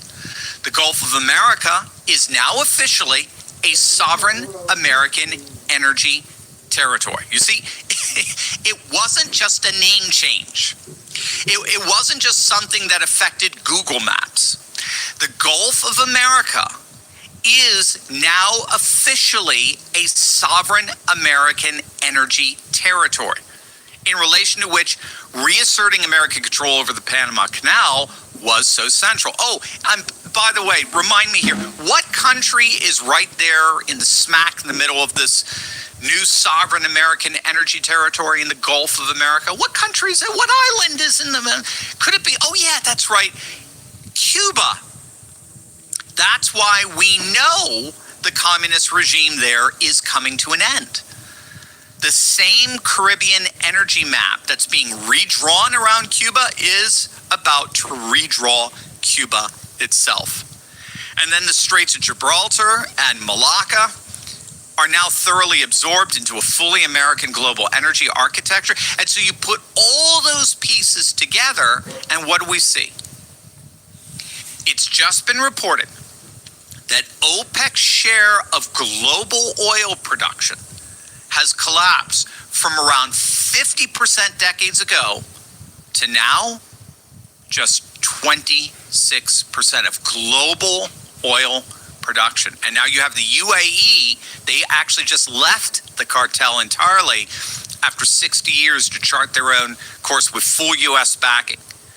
And a JP Morgan analysis found that between domestic production, Venezuela, and Guyana, the United States could soon command, one nation can soon command close to 30% of global oil output and reserves. 1 out of every 3 global barrels centered right here, transforming the United States from being merely the largest producer of energy into the single most powerful oil broker on the planet, bar none, without equal.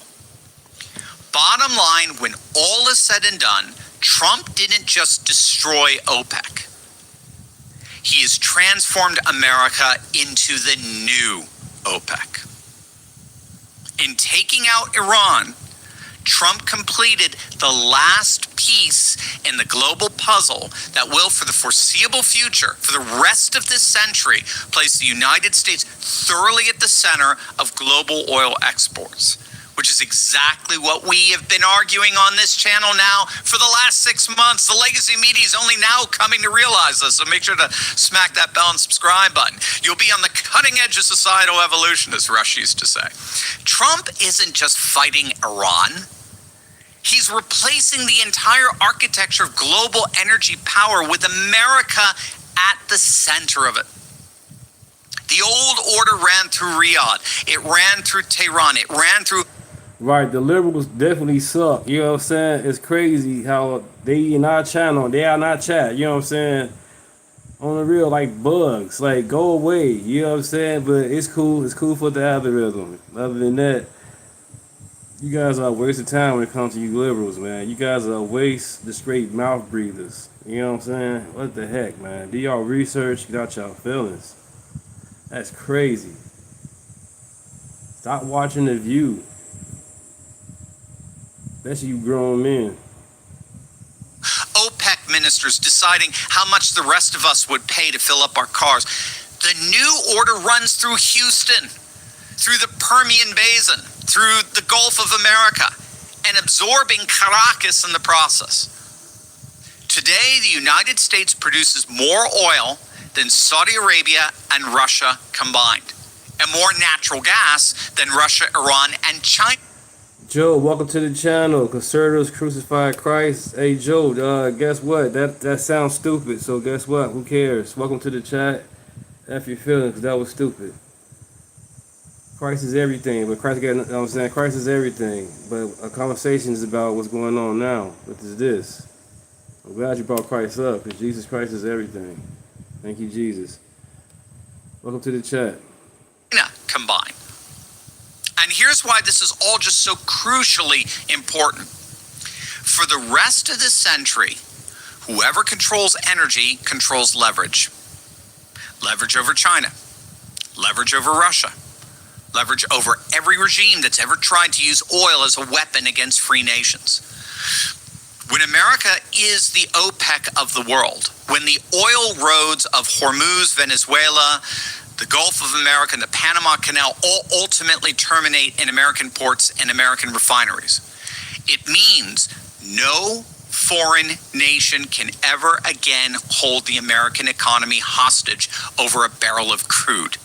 It means lower long-run energy costs for American families, more manufacturing jobs coming home because energy is cheap and secure here, and a level of strategic independence this country hasn't enjoyed since before World War II.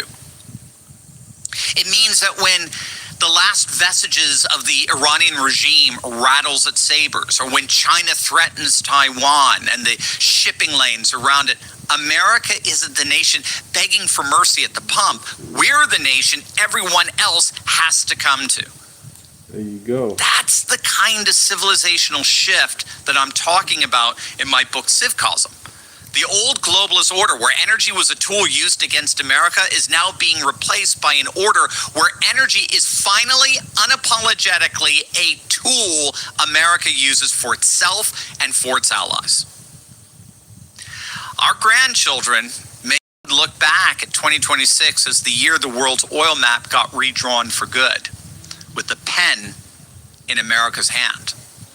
That's the real story behind Hormuz, behind Venezuela, behind the economic, not just a war against a rogue regime, but the quiet construction of American energy supremacy for the rest of this century. Before I was ever on...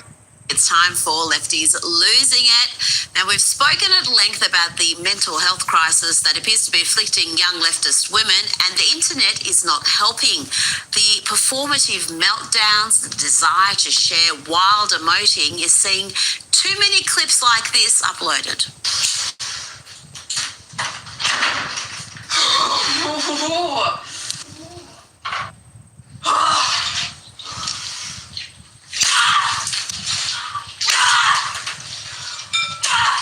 Wow.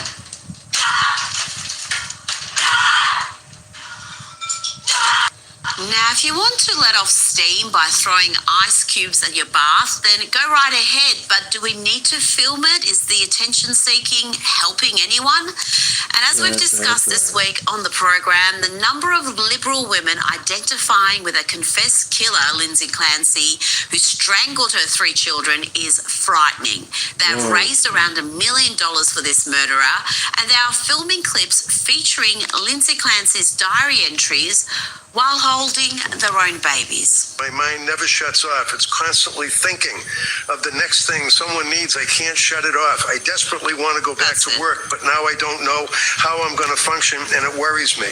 You know, I think I preferred it when these Liberal ladies were just accusing the grieving father rather than identifying with a killer. Now for a change of pace, and it seems more and more brave and stunning ladies are showing their support for the WNBA and perhaps even nominating for the draft. I like the form of these two.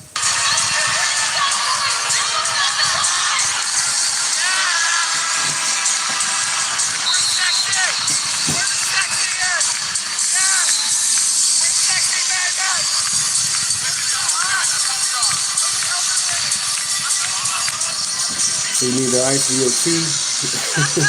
Yeah, the security guard did not look impressed. Now, let's have a look at some polling data from CNN that would have triggered their audience. Yes, Trump's numbers are down, but look at the Democrats. They're in all sorts of trouble. Hey, you, when it comes to the Democratic brand, the net favorability rating of the Democratic Party. You know, back in 2018, when Democrats, during the first Trump presidency, right, when they were able to win back control of the House, they were even. They were even, right? Favorable minus unfavorable, even at 0, 0, 0.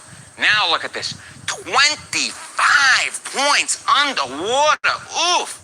We're going to miss White House Press Secretary Caroline Leavitt schooling members of the media who act like the Democrats' propaganda arm. What a stupid question.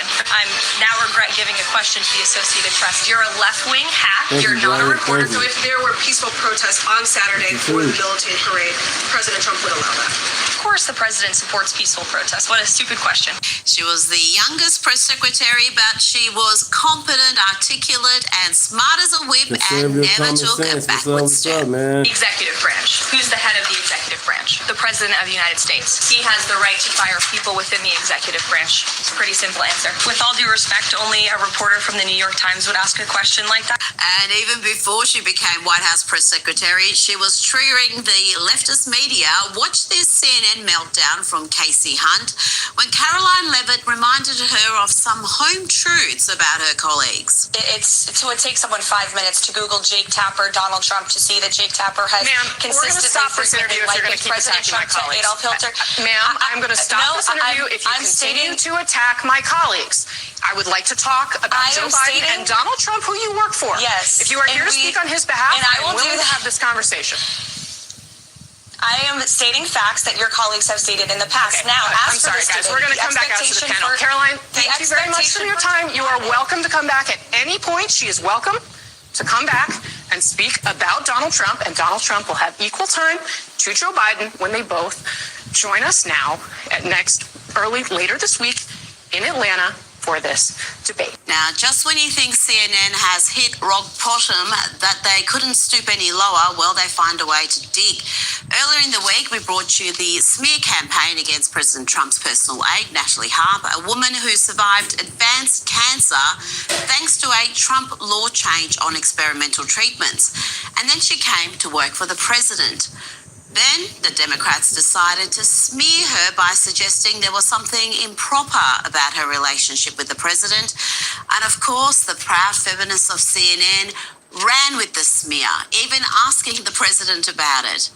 But the gutter dwellers found a new low when they went searching for a family member of Natalie Harp's who is anti-Trump and willing to come on CNN to humiliate her and push along this toxic manufactured narrative. Shame on Erin Burnett for partaking in this smear campaign, and shame on Preston Harp, the brother of Natalie, for appearing on CNN. Learned right about his incredible reliance on her at all hours of the day to post social media posts, just as one example. Yeah. I think that Trump's best friends are people who are his fan club, you know? And so she's his biggest fan. And so that's probably why he likes her. And she's good looking. She's got a good personality. I don't know. I want to ask you, Preston, on something she thinks that he saved her life. So, somebody living with that kind of gratitude, that must feel pretty good. Joining me now is author and founder of Wrong Speak Publishing, Adam B. Coleman. Adam, this entire story really does shame the Democrats and the media. I am shocked that some in the media are running with this. Natalie Harp is the president's personal aide. Of course, she's going to be by his side constantly. Yeah, none of this surprises me when it comes to the Democrats and how low they're willing to go to smear Trump, because anyone who's tacitly attached to Trump, whether if it's of good nature or nothing that's out of the ordinary. Imagine Donald Trump hiring someone that he actually likes and has a good personality and actually can do their job. Yeah. And I find it actually very strange that her brother mentioned her looks, her personality, but not her skill set. Exactly. So, this is the type of family apparently she has. That is such an excellent point, because the way he answered that question, complimenting her but really degrading her at the same time, suggesting that she only has this job because she agrees with the president's policies and she's good looking and has a nice personality. She's also excellent at her job, and we saw a lot of her in that doco during the election campaign. And this entire smear campaign seems to be rather misguided, but I'm sure there'll be plenty of people watching and believing it. Now, I played some polling data earlier on the Democrats' brand being on the nose, even though President Trump's own popularity is diving. Why have the Democrats got a net favorability rating of minus 25% at the moment? This is a dramatic drop from less than a decade ago. Yeah, I think the major reason is that the people who are actually growing within the Democratic Party are the least favorable people that you would actually want running anything. They're touting Mamdani, they're touting all these DSA-linked people as being the future of the Democratic Party. essentially allowing the communists to win over the party. And so the party of JFK, the party of being pro-union and being somewhat moderate in viewpoints is essentially gone. And anyone who is still voting for this particular party, who holds on to these beliefs, have to abandon ship much like I did years ago. Now, let's stick with some more data on the topics that voters care about leading into the midterms. And not surprisingly, the economy is right up there. Immigration is still a top 2 issue. But what about climate change? Even after America endured one of the hottest summer months, climate change barely rates a mention in the minds of most voters. Bottom line when it comes to voters is, simply put, they don't care. They don't care. I mean, just look at these numbers. Okay, top issue, a midterm vote. You can list up the 3 issues. The economy, not surprisingly, comes in at number 1 at 54%. Immigration, 28%. Look where climate change is. It's tied for 14th. Tied for 14th, all the way down here at 3%. Adam, what do you see as being behind this change? Is it because people have figured out that you either have cheap, reliable energy or you prioritize emissions and net zero goals, or is there something else behind that data? I mean, I've always seen the climate change discussion as a luxury position. Most of my family, most of the people I interact with are relatively middle class. And I've never heard them say, yeah, I'm voting for him because of climate change. But it always seems to come from the upper middle class and upper class who care about these luxury beliefs that the world's going to burn apart in 10 to 15 years, which, by the way, they said 10 to 15 years ago. So exactly. Like, it's just one thing after another. The ozone layer was one thing, and then, acid rain. And so anyone with common sense is looking back and saying, are there changes happening in the environment? Sure. But there's always changes happening in the environment. That the history of the world includes changes in our environment. Oh, absolutely. We've got Professor Ian Plimer on this program regularly. He was on tonight, and he's a geologist. He will tell you all about the ice ages and mass extinction events all through the history of the world. Now, I've been dying to talk more about the WNBA because we do have former NBA players now wanting to play in the WNBA because the WNBA doesn't seem to know what the W stands for. And Fox News is reporting that Royce White has now officially declared. Rita is hilarious on the real. She's very articulate, funny, man. For the WNBA draft. Can you tell me more about this? I mean, essentially what they're trying to do is prove a point. Unfortunately, the W in WNBA stands for welfare, right? Damn. The welfare league, which is subsidized by the NBA, operates in that particular fashion. They don't operate in a way of a regular business where they have some sort of foundation, where they do things to make a profit. They operate on luxury beliefs. They operate off of flimsy ideas. And so now they have an outside force pressing them on it. Are you truly allowing men within the WNBA? Are you going to finally define what a man is and what a woman is and actually have that division? So it'll be interesting to see how far they operate off of flimsy ideas. And so now they have an outside force pressing them on it. Are you truly allowing men within the WNBA? Are you going to finally define what a man is and what a woman is and actually have that division? So it'll be interesting to see how far Royce White is willing to go, but it'll be interesting to see how they are reacting to it.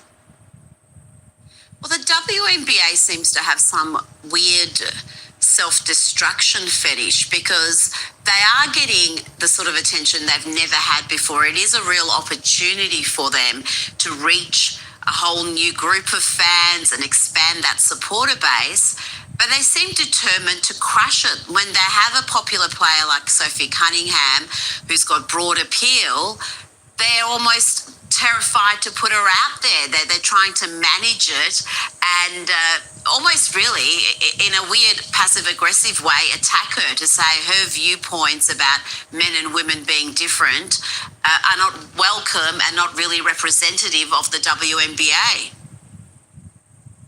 Yeah, well, I mean, this is why I call them the welfare league. I mean, if you think of it like this, if your dad is paying all the bills, are you going to be that responsible?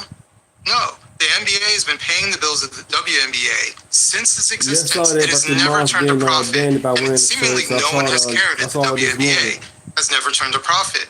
And everyone knows that the next year, the WNBA is still going to exist. So they've never operated like a real business.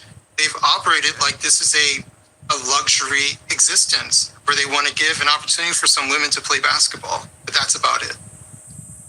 And that's why it's kind of morphed into some sort of a political movement or stance where they see the league as a vehicle to advance these fairly radical positions when it comes to gender and not really actually, return a profit. Now, this next story is incredible. The New York Post is reporting that biological parents of a child birthed by a surrogate mother, McKenna West, are suing her for more than $100,000 for keeping the baby rather than aborting it at their request. Nasheen Gilkar and Omar Ahmed filed a countersuit against McKenna West weeks before she gave birth in Texas to their baby, who was born with a serious and rare heart defect. Now, at around 20 weeks, the unborn child was diagnosed with a life-threatening medical condition, but McKenna West refused the surrogate's request to abort. She traveled from Alaska to Texas, where she has more rights, where she would be recognized as the birth mother under state law. I just can't believe this story, Adam, that you can have surrogates demand an abortion at 20 weeks. I know there was serious health issues detected, but that is just a request that is, I don't know, I find highly questionable. And the fact that this birth mother did not want to go through with it and now she's being sued, that's even more outrageous. I mean, this is what happens when you turn human beings into commodities. You know, they're treating it like, we don't want that package anymore. Let's just return it to Amazon. Except they're saying, why don't we just kill a human being? Because it's not in a favorable state that we wanted it. Let's contact the manufacturer and just destroy it from there. This is, unfortunately, this has been something that has come about because we were sold on surrogacy many, many years ago as this treatment to help someone, a struggling mother and father who are trying to have a child. And now it's turned into an economy. It's turned into an apparatus where human beings, children, are nothing more just things you can purchase and things you can kill. The WNBA right now has to apologize and apologize fast because it's really losing people after this one out of Atlanta. Have you been following the story about the mother and the daughter that wore the XXXY t-shirts and they got kicked out of the game? They're in Atlanta. They were just coming to support Sophie Cunningham, who wouldn't, right? And this happened. Let's go to mother and daughter team. Boy, I'll tell you, WNBA has egg on their face right now with this one. WNBA having to come out and apologize. Let's listen in. And we were made to cover up our XXXY shirts at this game. Wait, are you serious? Yes. They gave us shirts. They gave us t-shirts during overtime and told us we had to leave. And this is for the girl or cover our shirts up. This just happened. Where were you sitting? Floor 4-3 row C. Yeah. Third row of floor 3. And how much were your seats? $1,000 each around. Yeah. And we did nothing. We were just sitting there. I didn't make signs. I wanted to make signs, but I didn't. I did nothing. They made us put our shirts on. I did notice during the game on the Jumbotron, they put up a woman wearing a shirt that said protect trans rights or something. She's the one who told on because she was made to zip up her jacket. So she also had to zip up her jacket? But I think that's bullshit. But they put her shirt on the Jumbotron. I know. It's almost like the message was made and they said now zip it up to make it seem like they're consistent, but they never were. Yeah. No, never And are. why did you spend so much on tickets? Why was it important for you to be here today? To support Sophie Cunningham and to support women in women's sports because it's just common sense. And what's the relation here? That's my daughter. And are you an athlete? I used to be until I had a bunch of knee surgery. What sport? I did all sorts here. I did soccer. I did all yes. And did this issue ever come up? Like, did a biological man ever try to play against? No, we're from here, so it hasn't happened here a lot. But I can't believe that just happened in Atlanta, Georgia. Yeah, right? In Atlanta, Georgia, of all places. Georgia, oh, that's where that Ossoff guy is from. Anyway, the WNBA is now admitting that security was wrong, that security should not have asked the mother and daughter to cover up their XX and XY athletic shirts. You know, I have a feeling this woman who's running the WNBA, she used to run Deloitte & Touche, the accounting firm. And let me just say, like, running a bunch of accountants is probably vastly different than running a bunch of female basketball players, some of whom are like superstars, like Caitlin Clark. This lady doesn't know what to make of Caitlin Clark or Sophie Cunningham. They're like such headaches for her, right? Because they're stars. And you don't really have stars in an accounting firm. So she doesn't know what's hit her. And now she's like, oh, and now everybody's worked up about trans athletes. So you better believe they are, because like, this is not fair, right? You cannot have men playing ball against women. I mean, please. So anyway, the Atlanta Dream put this one out on X. The Atlanta Dream believes in creating a safe and inclusive environment for everyone. Unfortunately, at last night's game, WNBA security took actions that fell short of that standard, and at no point was Dream personnel involved in the decisions. Oh, I see this. This is like, not our fault. Not our fault. No, we had nothing to do with it. WNBA wasn't involved in this. Oh, don't blame us. It shouldn't have happened. Don't blame us. Boy, are they in over their heads. The league not involved in the decisions made by WNBA security. The league issued this statement earlier today. The WNBA is aware of interactions at last night's game in Atlanta in which fans were asked by league security to cover their shirts. This should not have happened. You bet it shouldn't have happened. Okay, I think, they need to start looking for a new CEO of this league. The sooner, the better. This woman is so... What up? Yeah. Pun intended. Out of her league, okay? Out of her league. She doesn't know how to manage any of this. I mean, she's got stars like Sophie out there who's just saying some normal stuff. Here she is just telling ESPN and everything implodes over this one. Sophie defending women, saying to ESPN, I got a lot of negative feedback about me hating trans. And I'm like, I never once said that. I think that I am here to extend love, but I also think that with love is truth, being honest. And I want to protect young girls in a locker room or young girls in a sport who shouldn't have to go against biological men. Shocker. I mean, woo! Wow, that crazy girl Sophie Cunningham saying something like that, everybody's all upset. Come on. I mean, people, this is so stupid. We talked about this in the beginning of the show today. The beginning being that even the smart people, if there are any left in the Democrat Party, know this whole woke thing is absolutely bonkers. I mean, when you got AOC trying to distance herself from it because you think it's fine, it's okay for men that would be in the NBA to be playing women in the WNBA. Please, come on. I mean, for goodness sakes, even Caitlyn Jenner knows this. Even Caitlyn Jenner, right? Famous athlete. I'll never forget my Wheaties box as a kid. I'll never think about Wheaties in the same way. Anyway, I digress. Even Caitlyn Jenner saying, you know what? You got to defend girls here. You got to defend women. Watch. XX, you're in. What up, Sean? XY, you're out. It's that simple. And I think they're doing a good job just to show the WNBA how the hypocrisy that's going on here. We have to protect women's sports. I have been coming on this show for years and years. I want to protect women's sports. Right. Title IX was one of the greatest legislations, and it was over 50 years ago, for women's equality. It happened to be in sports. But look at what it's done for women's sports. I don't want that to be ruined by letting biological men come in and play in women's sports. You know, XX you're in, XY you're out. You can go play with the men. Yeah. Okay, so go play with the men and be done with it. I mean, for goodness sakes, it's all pretty darn stupid. Just really, really darn stupid. Cantor is saying, hey, I'll go play. And we're like, please. But, let's see what the WNBA does then. The WNBA doesn't know what end is up because it can't handle this onslaught of attention. Well, if you can't handle the attention, you know what? Then you really, and I go back to the CEO on this, you're not ready for this job. You're just not ready. You should know what you're going to say. I mean, this former NBA star, right, saying, hey, I'm in.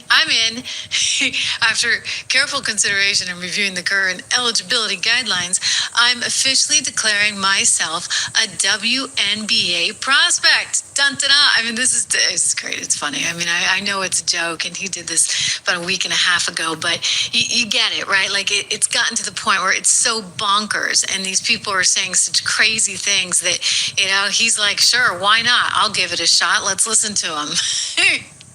Now listen to me very carefully. So far, I have spoken with 2 former NBA players, 3 G League players, and 3 European players.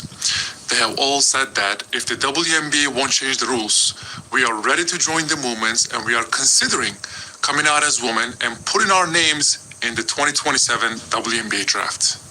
Hear me out. The NBA G League pays players $45,000 a year, while the WNBA top players earn $1.4 million. Those men could earn an extra $1,355,000 a year by just identifying as women. Rules are rules. Okay. I mean, he's right. The whole thing is so stupid. So it gets back to this really not very smart. There she is, woman from Deloitte and Touche. They really should have stayed in Deloitte and Touche. Accountants, they're so football players, they're not. And now you got to deal with the media. And now you got to deal with whether or not men should be playing against women in sports. I'll tell you the short answer to that is no. But no, they have to think about it. That's the hilarious thing. They have to think about it. So what? You're going to just suddenly invite the whole NBA to come play against your WNBA players? What has happened, right? What has happened to this world? It has gone full on, totally, utterly crazy. Just utterly crazy. And this is why it's so important right now that actually sensible people stand up to the commies, to the nut jobs, to the jihadists, to all of these people that are trying to take control of this country. Please make sure you subscribe. If you haven't, do me that favor. And if you haven't gone over to 76 Research, I actually saw one of you guys was saying, who was it? Maybe it was Cat Crazy Sam. Was saying he was glad that he has all the stocks in my portfolios, American Resilience, Inflation Protection, Income Builder, because it's kind of helped keep his portfolio sane in these turbulent times. So I'm glad to hear that. I always appreciate that feedback. I'm glad that we have been of some help to you. Those are my 3 portfolios. Please check them out at your leisure at 76research.com. Thank you, as always, for being here.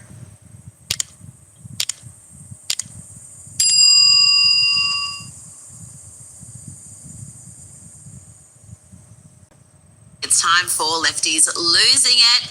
Now, we've spoken at length about the mental health crisis that appears to be afflicting young leftist women, and the internet is not helping. The performative meltdowns, the desire all through entries while holding their own babies. My mind never shuts off. It's constantly thinking. And they are filming clips featuring Lindsay Clancy's diary entries while holding their own babies. My mind never shuts off. It's constantly thinking of the next thing someone needs. I can't shut it off. I desperately want to go back to work, but now I don't know how I'm going to function, and it worries me.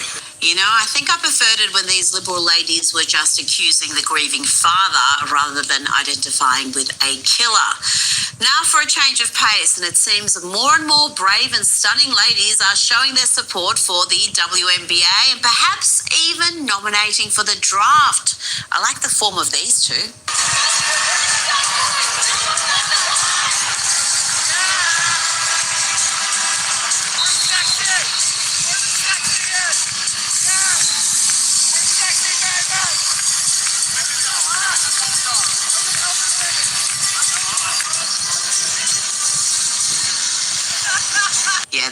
security guard did not look impressed. Now, let's have a look at some polling data from CNN that would have triggered their audience. Yes, Trump's numbers are down, but look at the Democrats. They're in all sorts of trouble.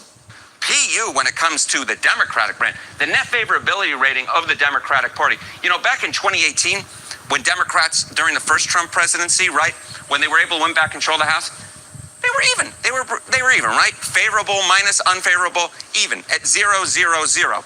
Now look at this. 25 points underwater. Oof. We're going to miss White House Press Secretary Caroline Leavitt schooling members of the media who act like the Democrats' propaganda arm.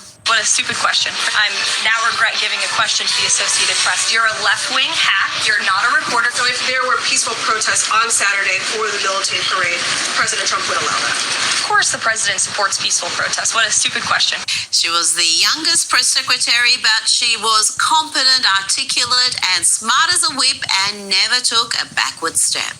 Executive branch. Who's the head of the executive branch? The President of the United States. He has the right to fire people within the executive branch. It's a pretty simple answer. With all due respect, only a reporter from the New York Times would ask a question like that. And even before she became White House press secretary, she was triggering the leftist media. Watch this CNN meltdown from Casey Hunt when Caroline Leavitt reminded her of some home truths about her colleagues. It takes someone 5 minutes to Google Jake Tapper, Donald Trump, to see that Jake Tapper has consistently frequently liked President Trump to Adolf Hitler. Ma'am, I'm going to stop this interview if you continue to attack my colleagues. I would like to talk about Joe Biden and Donald Trump, who you work for. Yes. If you are here to speak on his behalf, I'm willing to have this conversation. I am stating facts that your colleagues have stated in the past. Okay, now, I'm sorry, guys. We're going to come back out to the panel. Caroline, thank you very much for your time. You are welcome to come back at any point. She is welcome to come back and speak about Donald Trump, and Donald Trump will have equal time to Joe Biden when they both join us now at later this week in Atlanta for this debate. Now we have some breaking news for fans of Lefties Losing It on YouTube. You can now support the show with a membership to our News 24 YouTube channel for exclusive members-only perks, including full episodes of The Rita Panahi Show. With the Rita Panahi Patriot Pack, you can take your support of the show to the streets with discounts on branded merch. Yes, we've got merch. And bring it to the comment section too with custom Lefties Losing It emojis for the YouTube chat. With the Rita Panahi Patriot Pack on YouTube, you will get less spin, more truth, and heaps more Lefties Losing It. Sign up now by hitting the join button under the video or visit. Yo, thank you, Black Guy 9. Get your rest. But yeah, it's been 2 hours and 6 minutes been screaming. Thank you, guys. Appreciate it. News24.tv in your browser. Now, just when you think CNN has hit rock bottom, that they couldn't stoop any lower, well, they find a way to dig. Earlier in the week, we brought you the smear campaign against President Trump's Yeah, I'm not going to stay too long either. I got to cut the grass. personal aide, Natalie Harp, a woman who survived advanced cancer thanks to a Trump law change on experimental treatments. And then she came to work for the president. Then the Democrats decided to smear her by suggesting there was something improper about her relationship with the president. And of course, the proud feminists of CNN ran with the smear, even asking the president about it. But the gutter dwellers found a new low when they went searching for a family member of Natalie Harp's who is anti-Trump and willing to come on CNN to humiliate her and push along this toxic manufactured narrative. Shame on Erin Burnett for partaking in this smear campaign, and shame on Preston Harp, the brother of Natalie, for appearing on CNN. What's up, brother? Learned right What's about his incredible reliance on her at all hours of the day to post social media posts, just as one example. Yeah. I think that Trump's best friends are people who are his fan club, you know? Like, and so she's his biggest fan. And so that's probably why he likes her. And like, she's good looking. She's got a good personality. Like, I don't know.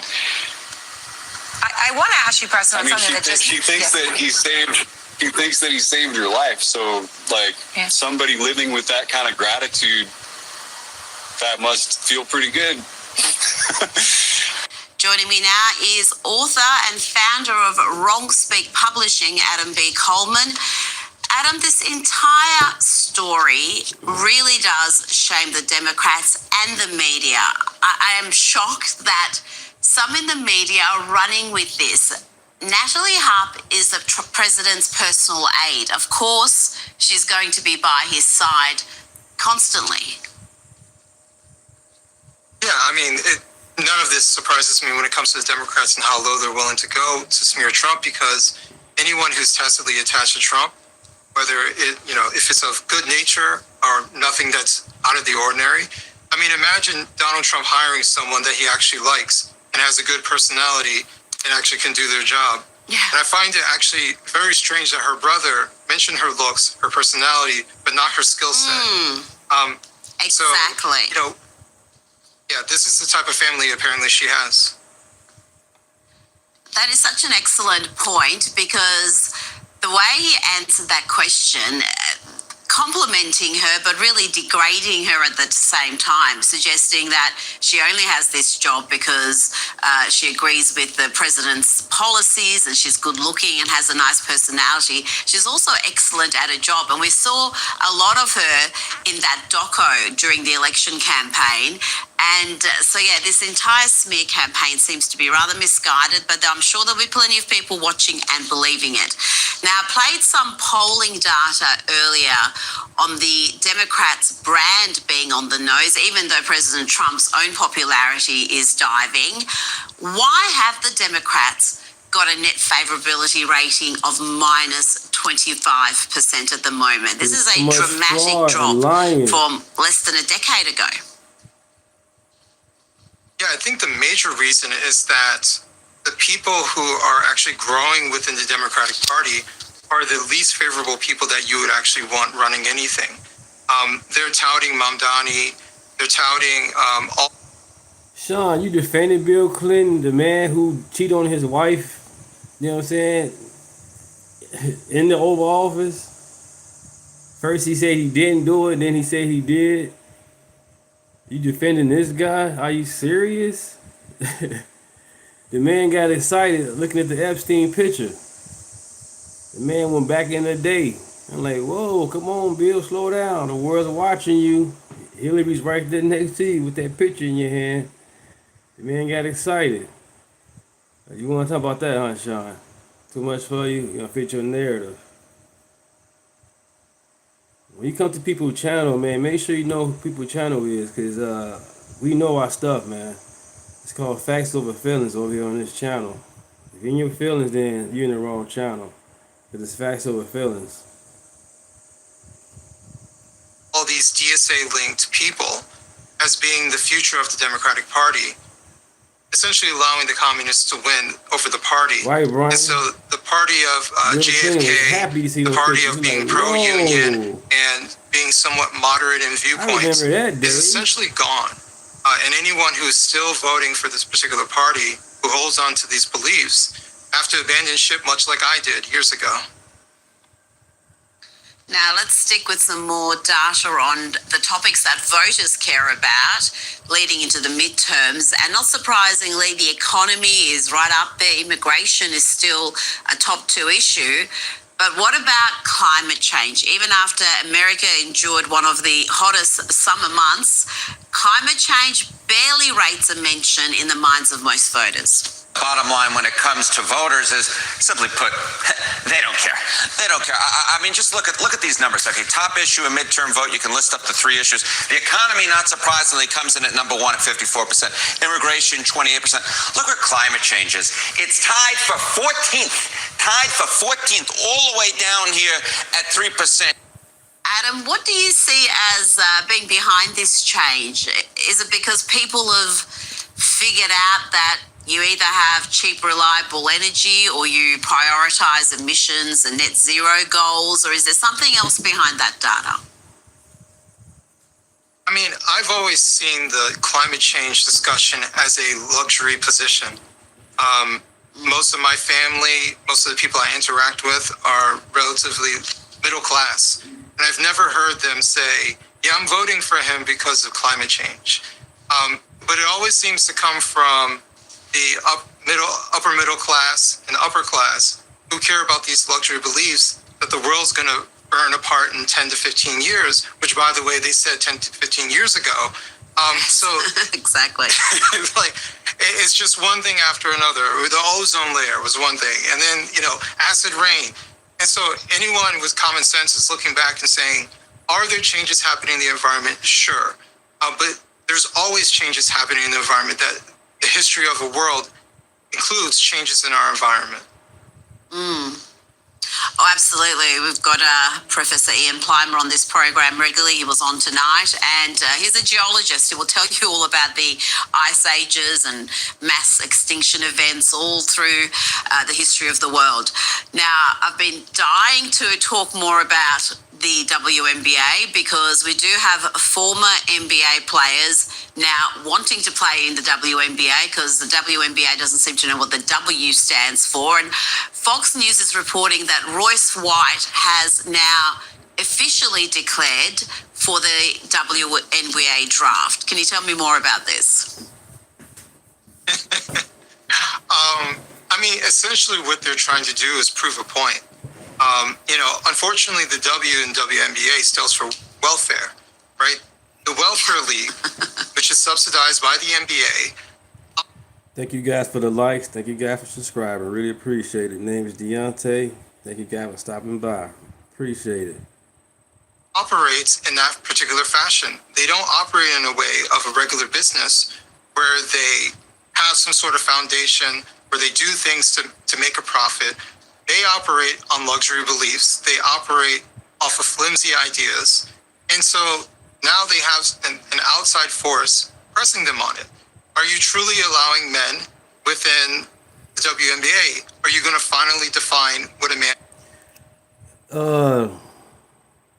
Nazir, welcome to the chat. F your feelings. You real stupid because I'm Deunta. I'm a MAGA. And people in the chat, maybe some MAGAs, if not, they not. But it doesn't matter. You're real stupid because then you had to leave. I wanted to read what he was saying. Let's see. He said what?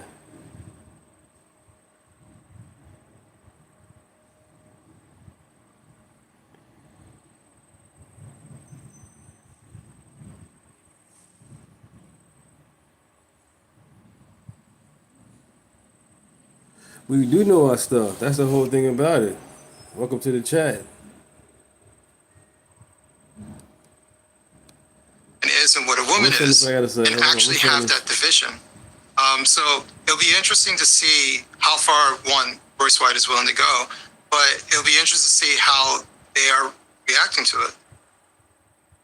Well, the WNBA seems to have some weird... Right, so when it comes to the Trump supporters, we do not hate nobody at all. We love. But you guys ain't paying attention to what the DSA is doing. Democratic Socialists. They want to destroy America. Are you even paying attention? You know what I'm saying? The TDS is so strong in this situation in 2026. So I got to get off of it. Trump's still president for the next 2 years. Regardless, he's still the president the next 2 years. You guys you got to find you guys a cure for this TDS. For real. Because we don't hate at all. You guys, when it comes to disagreeing with somebody, you guys want to unalive somebody. And then if somebody do get unalive, you guys celebrate it. You made Halloween costumes about it. You go all out your way, you put makeup and everything on your face. You guys disrespect Charlie Kirk. How bogus as heck. Self-destruction fetish because they are getting the sort of attention they've never had before. It is a real opportunity for them to reach a whole new group of fans and expand that supporter base, but they seem determined to crush it. When they have a popular player like Sophie Cunningham, who's got broad appeal, they're almost terrified to put her out there. They're trying to manage it and almost really, in a weird passive-aggressive way, attack her to say her viewpoints about men and women being different are not welcome and not really representative of the WNBA. Yeah, well, I mean, this is why I call them the welfare league. I mean, if you think of it like this, if your dad is paying all the bills, are you going to be that responsible? No. The NBA has been paying the bills of the WNBA since its existence. It has never turned a profit, and seemingly no one has cared at the WNBA has never turned a profit. And everyone knows that the next year, the WNBA is still going to exist. So they've never operated like a real business. They've operated like this is a luxury existence where they want to give an opportunity for some women to play basketball. But that's about it. And that's why it's kind of morphed into some sort of a political movement or stance where they see the league as a vehicle to advance these fairly radical positions when it comes to gender and not really actually, return a profit. Now, this next story is incredible. The New York Post is reporting that biological parents of a child birthed by a surrogate mother, McKenna West, are suing her for more than $100,000 for keeping the baby rather than aborting it at their request. Nashin Gilkar and Omar Ahmed filed a countersuit against McKenna West weeks before she gave birth in Texas to their baby, who was born with a serious and rare heart defect. Now, at around 20 weeks, the unborn child was diagnosed with a life-threatening medical condition, but McKenna West refused the surrogate's request to abort. She traveled from Alaska to Texas, where she has more rights, where she would be recognized as the birth mother under state law. I just can't believe this story, Adam, that you can have surrogates demand an abortion at 20 weeks. I know there were serious health issues detected, but that is just a request that is, I don't know, I find highly questionable. And the fact that this birth mother did not want to go through with it and now she's being sued, that's even more outrageous. I mean, this is what happens when you turn human beings into commodities. You know, they're treating it like, we don't want that package anymore. Let's just return it to Amazon. Except they're saying, why don't we just kill a human being? Because it's not in a favorable state that we wanted it. Let's contact the manufacturer and just destroy it from there. This is, unfortunately, this has been something that has come about because we were sold on surrogacy many, many years ago as this treatment to help someone, a struggling mother and father who are trying to have a child. And now it's turned into an economy. It's turned into an apparatus where human beings, children, are nothing more just things you can purchase and things you can kill when they don't turn out the way that you want them to turn out to. Just like putting something in the oven and you baked it and it didn't come out right. Well, you can just throw it away and start over. So this is what our reality is like, and I really wish someone had some guts to actually do something about surrogacy and abortion in a more serious way in our country. It is. I think it started with all the best intentions, and undoubtedly it's helped people who genuinely can't have children, and it's given them the gift of a biological child that's biologically theirs. But then you hear stories like this, and it's not isolated. There's a number of them that have been publicised in recent years, and really is like it becomes a commodity, as you explained. Now, Adam, before you go, I want to ask you about a documentary you produced highlighting the issue of illegal truck drivers in the United States. You've recently released the trailer. Let's have a look. These are 80,000-pound potential missiles driving down the wrong way. It's hard for everybody when they come to grasp with the fact that illegal aliens have been given commercial driver's license. Adam, what can you tell us about this film? You spoke to Trump's Transportation Secretary, Sean Duffy. What did he have to say about this issue? The biggest thing that he had to say was that the DOT and DC is very limited in what they can do. And much of the chaos that's happening has a lot to do with the states and their willingness or unwillingness to cooperate with the DOT. going after states like California and New York. He has to do that to get them to comply. There's no reason why they're giving out CDLs to many of these people.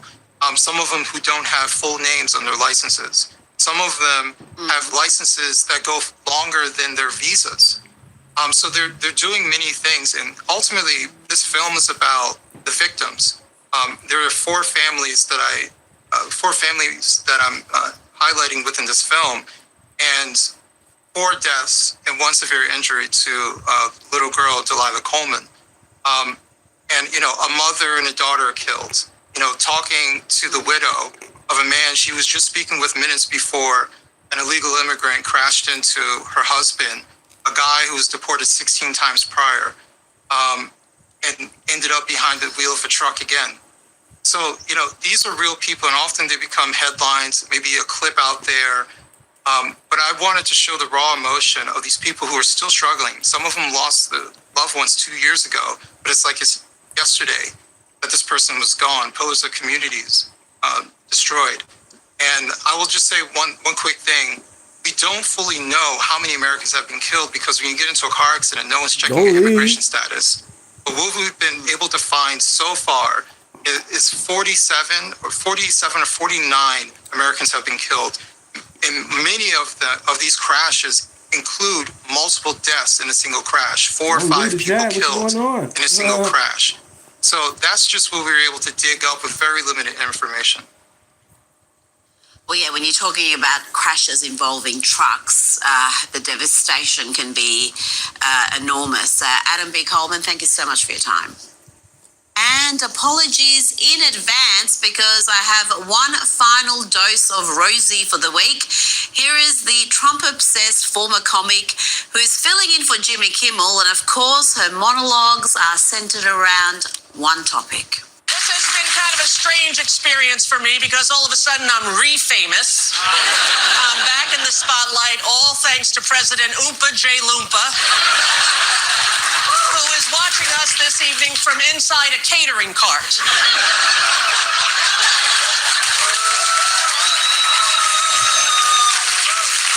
I couldn't have done it without you, sweetie.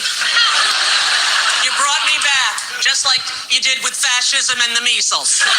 Joining me now is host of the Kinsey Schofield Unfiltered podcast, Kinsey. Rosie O'Donnell, she's nothing if not predictable. Oh, she is just loving every moment of this. My body rejects it. The new facelift is facelifting with that smile across her face. The irony is that she left America because she couldn't stand Donald Trump, and now she's back in America because she can't stop talking about Donald Trump. At some point, you have to wonder who's keeping whom relevant. But Rosie is relentless and will milk this for everything she can. And I didn't even think that was funny. Well, it's not. That's the thing. There's a team of writers and the material is still so lame. And it's just a desperate attention-seeking stunt. They're just waiting for him to send that tweet out or that post out mocking Rosie, and then they go, look, he's obsessed with her. So it seems the entire endeavor is to try to get his attention, which I don't think is a good way to run a show. Now, it's happening. I cannot believe this. Harry and Meghan are moving back to the UK. Media outlets have confirmed that the Sussexes have enrolled their children into a British school to start in September. King Charles was told of the move on Sunday. There are no current plans for either Prince Harry or Meghan to resume any royal duties. Kinsey, the American grift is over, it seems. I think that this is an extraordinary admission that the great American experiment did not deliver what Harry and Meghan thought it would. They left Britain promising financial independence, a global influence, and $1 billion brand. 6 years later, they're enrolling their children in British schools and moving back to the institution they spent years telling us they needed to escape. It turns out the British royal family has a better shelf life than a Netflix deal. Well, I don't know how they're going to be received by the British public. Everyone loves a redemption arc, and they were beloved, despite what they claim in all those blood. No problem, hard right? They had to do the same thing. I cut my grass. In Rockford had rain the last few days last week, so now I gotta cut mine. So, yeah, more like I'll be back later on. When I be back, I'll be using my laptop instead of my phone. I'll use my laptop. So I'll be back live again for you guys, because there's more stuff to share. Because these lefties, these Democrats, they are insane. And they got a lot of good content, and I can show you guys to wake these guys up. Because we already awakened. They still woke. We gotta wake them up so they won't be broke. Write that down. All right, let's continue. Documentaries.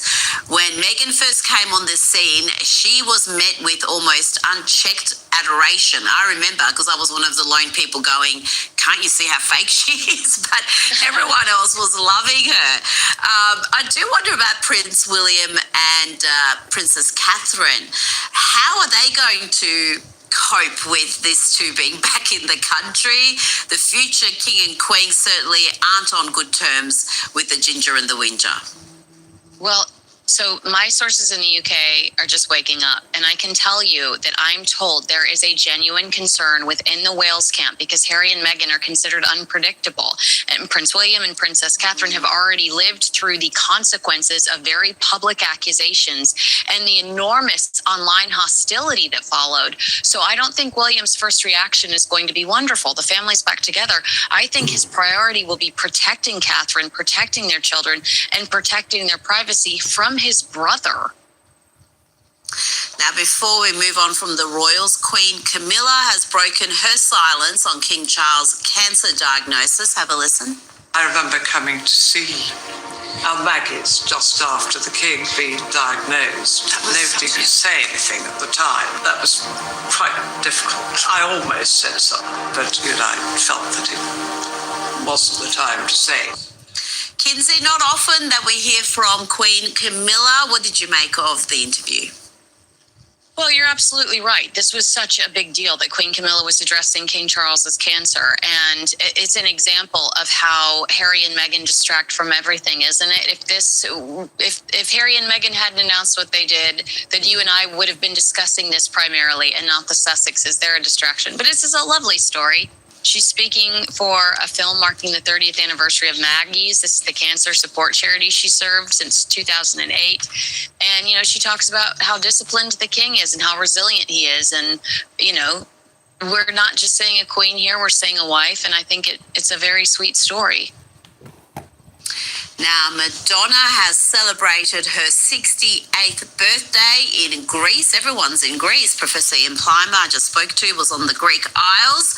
Now, back to Madonna. She wore an extravagant floral Dolce & Gabbana gown. Oh, my gosh.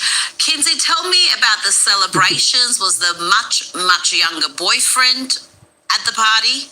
Oh, wow. The much, much younger boyfriend was there. 5 children were there. She smashed plates, danced through the night. Say whatever you want about Madonna, but this woman has never once mistaken herself for a civilian. She's still dressing for her birthday like the Pope, Cher, and a Greek goddess were all fighting over the same wardrobe. Now, you know what? That outfit I actually fully endorse, because we have seen her recently make some questionable choices where we've seen way more than we want to. Now, an actor tipped as an outside shot to become James Bond has called for James Bond to remain a white character. Nicholas Pinnock, who is black himself, said he grew up with James Bond looking and acting a certain way. He said, I don't think changing him and ticking a box is the answer. Kinsey, bravo, firstly. Why can't we have new characters rather than trying to change established characters to tick DEI boxes? Just write new stories with new characters from all sorts of backgrounds. That's all you gotta I'm do. supposed to live in the most creative city in the world when it comes to character development. You're absolutely right. Create another iconic character. Give a brilliant black actor the budget, scripts, and marketing machine that created James Bond, and let him build something audiences haven't seen before. That's way more exciting to me than treating representation like a casting exercise. I think audiences are sick of it too. They're like, we see right through what you're doing here. You can see it in just about every production, every TV series, where it's almost like they're checking a box in ticking every diversity. We got a CNN star in the lead to become the next press secretary for the United States of America for the Trump administration. And you know who I'm talking about. I mean, this guy is phenomenal. Phenomenal. I can't say enough good stuff about Scott Jennings because wow. I laugh all the time. I'm like, wait a second. It's like 8 versus Scott or 6 versus Scott or sometimes 12 versus Scott when you turn on CNN on any given night. And the show that he's on, they don't have many ratings over there on CNN, like at all. But it's actually the show that does better than the other shows. And I have a feeling it's because he's there. And he's just such an outstanding advocate for this administration and for this president. I mean, case in point, just last night, as everybody was talking about Natalie Harp, this wonderful young woman who's very devoted to her job, very devoted to the president, really credits the president and his healthcare policies for her being alive today. And she's a very loyal employee, and he likes her very much because of that. But you get this idiot, John Ossoff, who, started to say some snarky things and disgusting things and insinuated something he really shouldn't have by saying, the president just wants to get in his plane and travel around the world with Natalie. And she happens to be an attractive, beautiful young woman. I mean, it's just not, it's not a nice thing to say, right? Like let's just be honest. If you ever thought the Democrat Party was supposed to be the party of women, I got news for you. They are not. They are not. Not when they say disgusting stuff like that or insinuate stuff like that just because she happens to be attractive and good at her job. Tell me, I mean, gosh, I'm so sick of hearing how they're about women. Anyway, Scott gets this, he knows this, and he came out swinging in full force, yet again cementing my thought that this is the guy for the gig. So you said every White House has... How you doing, Ivy? Welcome to the chat. Who was Joe Biden's female that hung around all the time? Welcome to the chat. Name Deontay. Welcome. I've been screaming about 2 hours and 35 minutes. Welcome to the chat. Thank you. Well, some would say Anita would spend a lot of time with him. And are you insinuating they were there for a reason? No, but I would said it happens all the time. No, I'm saying there's always a staffer that's close to the principal, that wants to be close to the principal. And so all that Ossoff said is they spend a lot of time together. You took it there. You made the statement about Republican women. He took it there. He never said Here's that. the deal. He's been in the Senate since 21. He's had dozens of female staffers ranging from intern all the way up to senior staff positions. What if I walked out here tonight and read a list of their names and said, here's such and such, here's her title, and boy, it sure is interesting that she hangs out with John Ossoff so much. I wonder why. Oh, she looks pretty nice. I wonder why he did that. What if I did that? What's up, you would be outraged. You know why? Because it's ridiculous. Ossoff would not respond the way that ridiculous. the president responded, nor the White House. It's they actually gave it more credibility, the way that they responded. So you're okay with this? No, I'm saying it was a statement of fact. But I'm saying my problem with you is that the outrage that you have on this particular issue versus an issue that really deserves the attention of the entire nation, which is the health and safety of our service members We have not that are out at that war. topic tonight. But I'm just telling you, I'm saying we have not raised that topic. You're pivoting away. To be outraged, and you're selectively outraged. You're pivoting away. I'm not. I'm saying you're a female staffer who climbed to the highest levels of politics. If someone insinuated that you had only done that because of sexual relations with a politician, you would be outraged and I'd be outraged. No, I would be outraged if the White House responded the way they did. That's what I would be outraged. By defending you? No, by name calling, they didn't defend her. That wasn't a defense. Yes, they did. They didn't say, you know what, she's qualified. She's spent her time. She's gone to college. She's got degrees. They didn't say that. They started calling Ossoff names. So that's not how you defend women. He deserves. He deserves it. He's right. And you know what the name is? Pee Wee Herman. He kind of looks like him, right? And by the way, had you ever even heard of John Ossoff before this? He's like, woo, I'm like a big deal now. No, you're still not. And you know what? By the way, you've actually hurt yourself. And you've hurt your party because you have shown yet again who you are, what you are, and the Democrats are not the party of women. I mean, you cannot be a young, attractive woman, apparently, and work with the President of the United States without getting some kind of inference from these jerks. I think I called him a twerp yesterday. He's like a little twerp. A Pee-wee Herman twerp, like John Ossoff. Anyway, I digress, because the point is, Scott's going to get this gig. I'm pretty sure. I mean, the word on the street and through my sources is, one, he would like the job, and two, the job is his if he would want it. So you put 1 and 1 or 2 and 2 together, and you're going to come up with Scott Jennings. Now, Alina Habba has also been talked about. In fact, she was just with the president. I believe it was it last night or just within the last 48 hours at one of his events, and Scott Jennings was having dinner with Susie Wiles, and he would be working for Susie, right? And if you're Susie, you want somebody who's going to come out there gangbusters every single day. I'm not saying that Alina wouldn't do that, but gosh, I mean, Scott is like, he takes them all on, right? He's got like 8 against him on any given night, and that is basically what holding those press conferences would be, because you've got like the onslaught of 200 members of the media coming at you one after another, and you have to be able to fire back at all of them and be very consistent with the party line in defense of this president. Let me go to another example. Here he is dealing with the morons on CNN. God bless him. Boy, I bet, you know what, this would be good for him. He can get out of that gig. Either that or drive a much higher price tag. Anyway, he's on CNN and he's having to deal with these idiots about Iran. And Step into it. You must be in the files. You want to know about it so bad. You nasty. One of them in particular is especially annoying. Also another little twerp, and maybe like 10 years old. No, I'm kidding. He might be 20. And he's trying to get under. Hey, step into it. We care about the victims. So other than that, F them files, man. F your feelings. Who cares about them files? That's irrelevant right now, man. Welcome to the chat.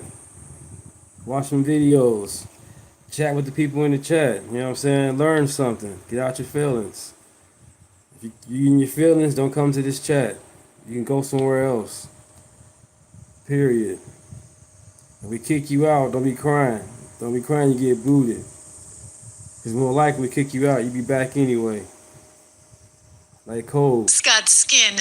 Cole can't get enough. He get kicked out every time. He keep coming back. We're going to break you down and we're going to build you up. We're going to get you right around here. We believe in common sense. 2 genders. You guys over the other side, y'all confused as hell. We're going to get you guys right. You know what I'm saying? We're not a cult. Not a cult at all. We just love America and love America first. Take care of home. Take care of home. We help everybody else out. Dude, you got a cell phone. Step into it. You go ahead and read the files. We don't care about them files.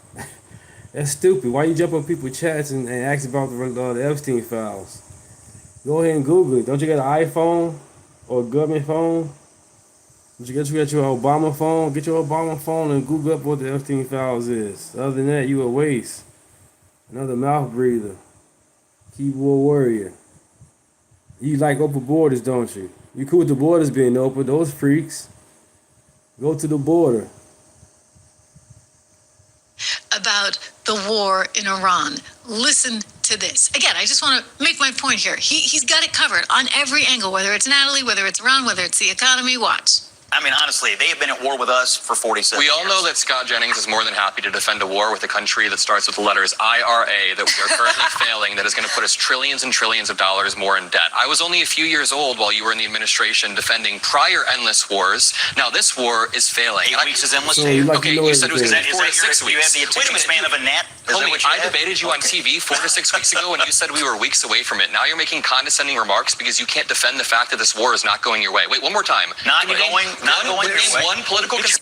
Name one political concession. Whoa. Honestly, I'm not going to have this guy's Everybody, in my face. everybody, hang tight. Honestly. Okay. Shut Now, up, everybody, calm down. Abby. Okay. We're having a Let them debate. talk, Abby. You can respond to the points that he's Can you making. name a political concession that we've got? We are a flashback to the war the skinheads had in my studio. I would be mad if I had to defend war too. I would be mad if I had to defend this war. Scott, you can respond. We have a very simple. We have a Right, Biden had them. Obama had them. Shit, Clinton even had them. What's the problem? Very simple goal: to keep terrorists and a terrorist regime from having. Like literally, 3 different presidents had the Epstein files. They wanted to put him out there and destroy Trump. Could have been put him out there. Don't wait till the second term. All of a sudden now, want to cry about the Epstein files. What about the victims? Talk about them. You guys are idiots. Everybody and mama in the Epstein files. That's why it's not being released. It's too deep. As far as anybody that's a criminal, yeah, send their ass to jail, lock them up, get them out of here, throw them under the jail, no key. Because right now, there's no evidence for anything like that. You gotta keep on talking about some Trump in it. Yeah, his name is in it. And if you read it, he was the one that told the cops to come get him. But you guys don't want to read that part, that Trump the one that snitched on Epstein. That's why Epstein is mad. That's why Epstein was trying to, you know what I'm saying, deframe Trump, because Trump the one snitched on him. But you guys don't want to read that. You and your feelings. You don't want to fit the narrative for you guys. The attention span is 10 seconds. Instead of watching a 10-minute video, I'm going to keep saying it, you want to watch 10 seconds, and that's your facts. Like, you know, the content is like longer than 10 seconds. The content is 10 minutes long, or whatever kind of video or whatever you're watching. You got to do better. Yeah, Trump the one told on him, man. Period. But they don't want to read that. They don't want to talk about that. All they want to know is, oh, Trump's in the files. Trump's in the files. Like, okay, you stupid idiot. Did you read that the Trump one told on him? And Epstein said he's mad that he did it. And said he's going to smear his name. Epstein is a Democrat. Yes, Trump was a Democrat. You know what I'm saying? But now Trump's a Republican. MAGA. They don't like it. That's why they're going against the man. Not only just that, Trump is a businessman. They, you know what I'm saying, became a politician. They didn't want that. He's not a robot. He's not a puppet. He's not part of a regime. That's why they upset. That's why they want him to come in. He don't fit their narrative. Trump don't fit their narrative. That's why they tried to kill this man so many times. What is he talking about? Bankruptcy. The man couldn't go to his son's graduation. Are you serious? You guys want some doggone Epstein files. The man almost went to jail for bankruptcy. Almost went to jail. Assassination. That's number one right there. They try to take this man out. And you guys want some doggone Epstein files. You guys are stupid. Get out y'all feelings, man. Like, share, and subscribe. Come on, you liberals. Do better. Y'all keep on talking about Trump in these files, but you guys don't bring up the fact that he snitched on them. A nuclear weapon that can threaten the United States, our interests in the region, our allies in Europe, anybody else. So you can't answer the question. That is I would get mad too. All right, we're going to leave it there, guys. Next for us. You know, again, he got a little flustered there. I think he was getting a little annoyed with this kid flinging his hands into Scott's face, and he's like, get your effing hand out of my face. But you kind of need that, right? You need a little bit of bravado. You need somebody who's willing to kind of level these twerps. It's kind of a theme today. We got a lot of twerps out there. Anyway, I think that he would do phenomenally well at this. Really well. So we saw him, talking about Natalie. We saw him talking about Iran. And then, how about just talking about, in general, socialism and how much it is really costing. Because, unleash Scott Jennings, man. Because that guy there, I'm pretty sure he got a lot to say. Ain't no holding back when it comes to being the press. Yeah, Trump backing you at the White House, got your back. Oh, yeah, he going to tear them apart. I'm pretty sure he's very well known he's very well known when it comes to information. He got his own little podcast thing as well. Check him out.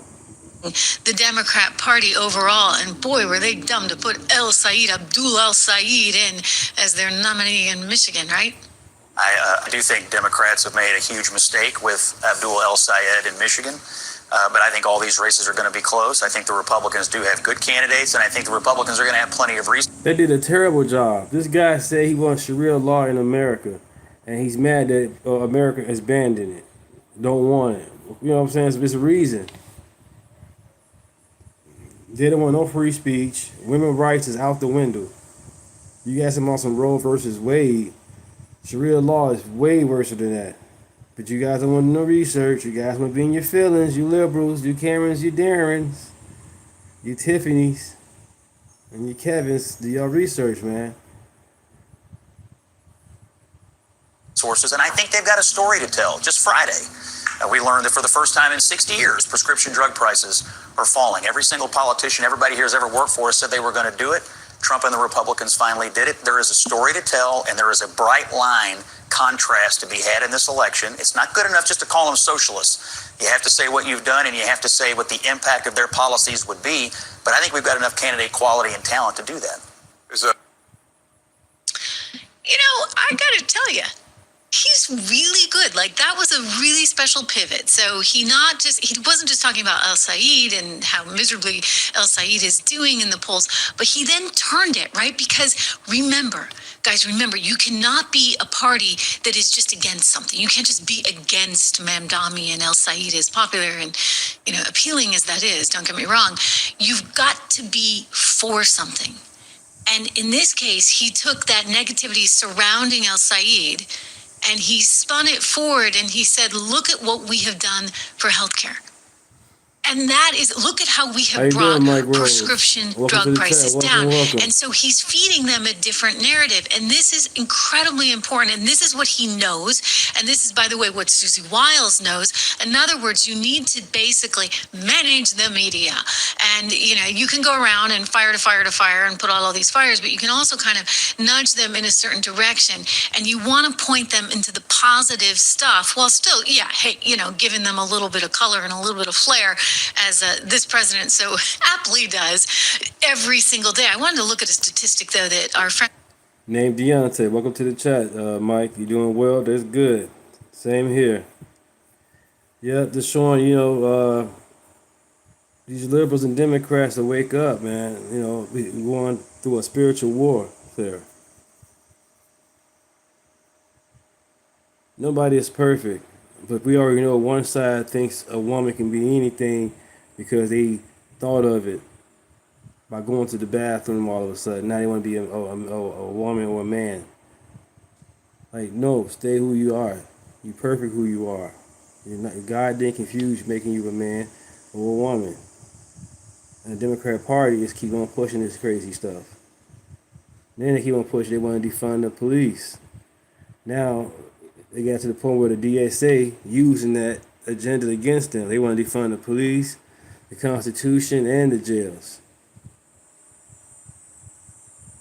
That's too far.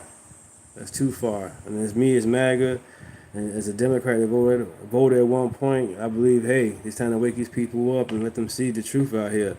Both sides are not the best. But you got one party keep on telling you that it's okay to cut your kids up, and tell you in your face that they are a man, and they are a woman 100%, or they are a woman and they're a man 100% based on how they genital is. And, period. It's just common sense, man. This channel is about common sense. My name's Deontay, Ranting and Rage. Everybody is welcome.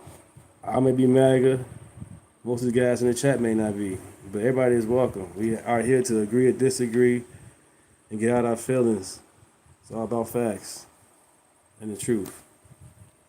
of our Media Research Center had sent along. And this I found really fascinating. And I'm just going to pull it up for you right now, because when I think about how the media reported nonstop on inflation being what it was under this president, and then you compare and contrast what it actually was under the previous president. I'm talking about Biden's economy, which was just a dumpster fire if I ever saw one.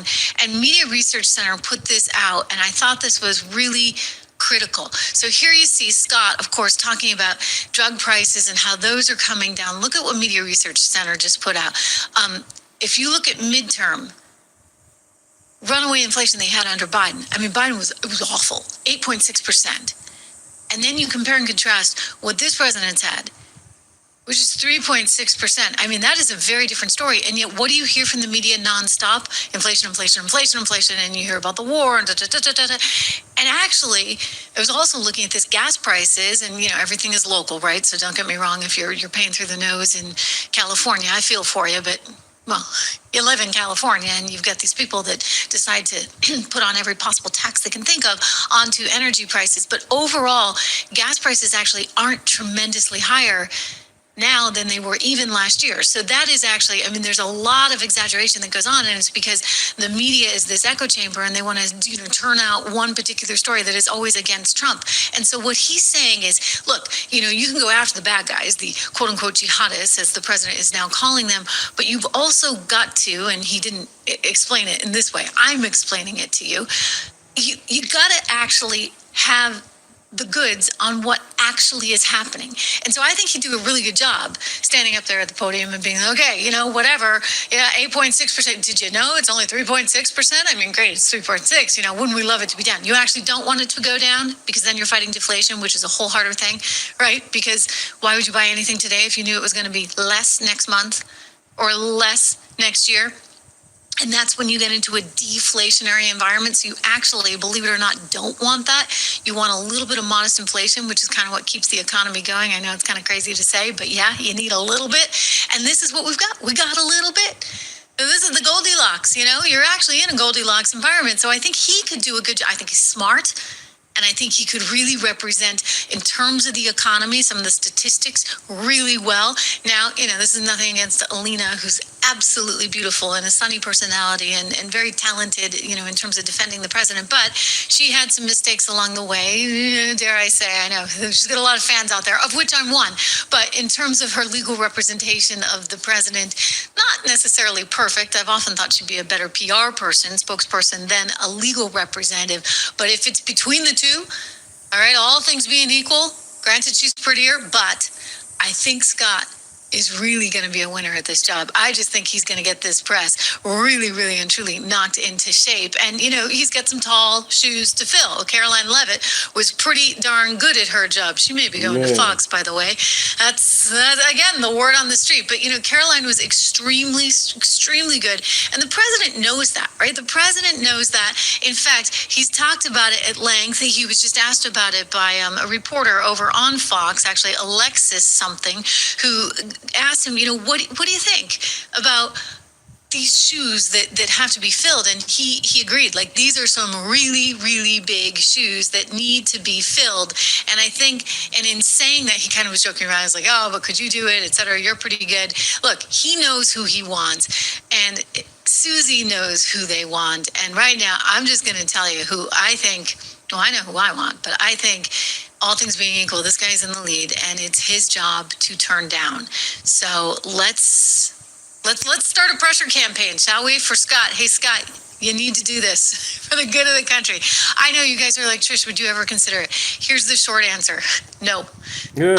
And the long answer: no. But the long answer is really just that I love what I do. I love what I do. I have a family, and I love the flexibility of my job, and I am actually surprisingly, I know I seem like I'm actually for everything this administration does, but I'm not always, right? And I love having that autonomy because I can always call them out and kind of steer them in a different direction in my own little way. And I have that ability to do that being over here. So I know a lot of you, and I thank you for that. It's a wonderful compliment, but I am not as talented, in all seriousness, at doing something like that as I am in doing what I do. Now, he said that too. He said, look, I haven't agreed with the president on everything. You have that flexibility though over on CNN or on your radio show. Once you're there in the White House, you got to sing that party line. So whatever the president is doing, whatever the administration is doing, you got to back it up. You got to back it up. And Caroline was outstanding. Right, Trump got the shot. I didn't get the shot. I want Trump to go ahead and end this war with these people, because these people are they up their ass. They assholes. They say they negotiate, and then they all of a sudden they're not gonna negotiate. And then when they flex their muscle, and then guess what happens? We embarrass them. So my thing to end this, man, go ahead and blow the whole thing up, which is the government. You know what I'm saying? Not the people, but blow their government up. You know what I'm saying? And get things back to normal. That she really, really was. I mean, I don't think I've ever seen anyone better. I think Scott could be just as good. maybe, maybe we'll see. Maybe he could be better. I don't know. I'd love to see him take a stab at it. But I think that Caroline was truly one of the best I've ever seen at that job. She was no nonsense. She was very matter of fact. She knew her stuff, and she made it really, really clear, that she was all business. And this is this young woman, mother of two now. And so she's looking at her life and saying, okay, do I want to stay here for the next couple of years? Do I want to move on? She's only 28 years old. I mean, that's amazing, right? She's 28 years old. She's the youngest press secretary ever. She's got 2 kids. President Trump just demanded the Federal Reserve lower interest rates immediately. He said he keeps breaking economic records for the country, but then they don't lower your interest rates. He says these higher rates are hurting people, they're hurting businesses, and they're hurting the government. He said these higher rates are forcing the government to waste hundreds of billions of dollars on interest that could be used to pay down the debt, invest in America, but they don't want to lower rates. They don't want to help people. Listen to what the president said. Doing business, for instance, I have the absolute right to cut off all business with a country like Switzerland, like anything. So why are they prime if I can cut off the business and they are no longer functional? And yet they're considered to be like an elite country. And I don't want to single them out because there's 60 countries like that. They live off the United States. So why are we paying higher interest rates than them? In the old days, we used to pay the lowest interest rate, no matter how we were doing, because we sort of generate for the whole world. And I want to see it where interest rate, and I have to tell you, we have a wonderful chairman. I think he's doing a great job. The problem is he has a board, and it's a political board. It's people put in by Obama, Biden, and me. And there are quite a few members still left, as you understand. And so they vote to raise interest rates. I don't know if they're doing it because they think they're doing a good thing or because they like the politics of it. But my point is, years ago, 25 years ago, when the country announced good numbers, interest rates went down because we had a stronger country. Now when we announce good numbers, the better they are, the worse it is for interest rates. So we could have a GDP of 10 times. They say, it's going to be 3 times or 4.1. We could have a GDP of 10, 12, 15 times if they just leave us alone. Let the rates go down. We should pay the lowest interest rates. Every point of interest is $600 billion. Think of that. Every point of interest is $600 billion. 2 points means we make a fortune, but we keep driving it up. It's a very unfair system, and I've said it now for a long time. When our country does well, interest rates should go down. I mean, every time I hear our country's doing well, I say, it's too bad, because they lift up interest rates. They should drop interest rates because it means we have a strong country. And it's all based on credit, meaning good credit. And we have the best credit. And we'd pay off the debt very easily, very quickly. But if somebody's paying a half a point, we should be paying a half a point, not somebody else. Right now, I think it's Switzerland has the lowest. Again, and I don't want to single them out, but if you take our business away from Switzerland, they have problems. So why are they paying a half a point and we're paying much more than that? President Trump makes a really great point. His administration is hitting all kinds of records on jobs, the economy, manufacturing, investment in America. Yet they're not lowering interest rates. Lower interest rates would make your car payment more affordable, your groceries more affordable, your insurance, your mortgage, on and on and on. People need to rework their debt or free up cash flow in order to put themselves in a better financial situation. I'm hoping that they will listen to President Trump, but as he mentioned, it's very political. A good part of the board is Biden, Obama, and even people that he put that see things very differently. Now, let me know in the comments, would lower interest rates help you with your bills, your groceries, your insurance? I believe it likely person, Jeff Sprecher, the head of the New York Stock Exchange. He said President Trump is fundamentally reshaping the United States of America for the better, and he hopes the American people understand this because he's bringing in so much money, so many jobs, and so much investment capital. Listen to this high praise. Mr. President, I just wanted to tell you that that your trade policies of fair trade to bring back jobs and businesses from overseas, your energy dominance policies to fuel the next generation of technology in the United States, your big, beautiful bill that created incentives for investments has led to the records that you're hearing about in our stock markets, the record number of IPOs. And as you know from working with my wife who works on private businesses, there's a record number of business formations in this country right now. So we're here to talk about how to evolve regulation so that we don't impede that progress. But one of the things I can tell you about the New York Stock Exchange is that it was formed at the time of our country. And so it, for 250 years, has been subject to every single financial... Dude, who cares about the Epstein files? It doesn't matter. Obama still had it. Obama could have brought it out many a times ago, but he didn't.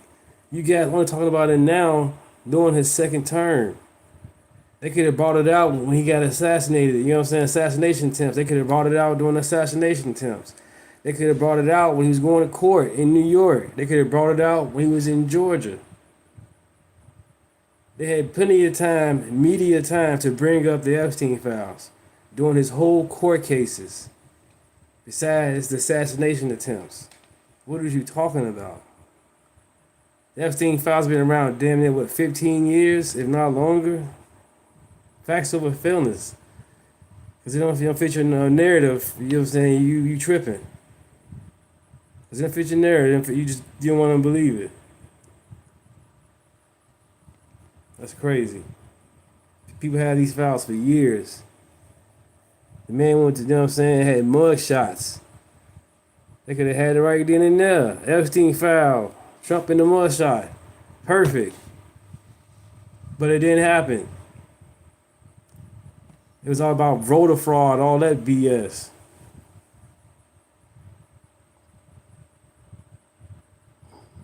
Angela, child of God, thank you for the super chat. Thank you so much.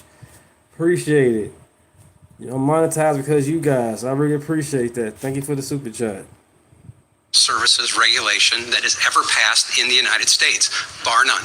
And so one of the things that I'm so thankful that you've done is put two really strong chairs in these seats and ask them to go through past legislation, regulation, and figure out what we can get rid of that no longer serves the interests of this country. And for that, I really appreciate that on behalf of the New York Stock Exchange. Right. The New York Stock Exchange usually stays out of politics, but they love what President Trump is doing to reshape... You say one talking point, okay, Epstein files. Now what? Trump the one told on Epstein. Once again, you guys don't want to bring that up. That's the funny part.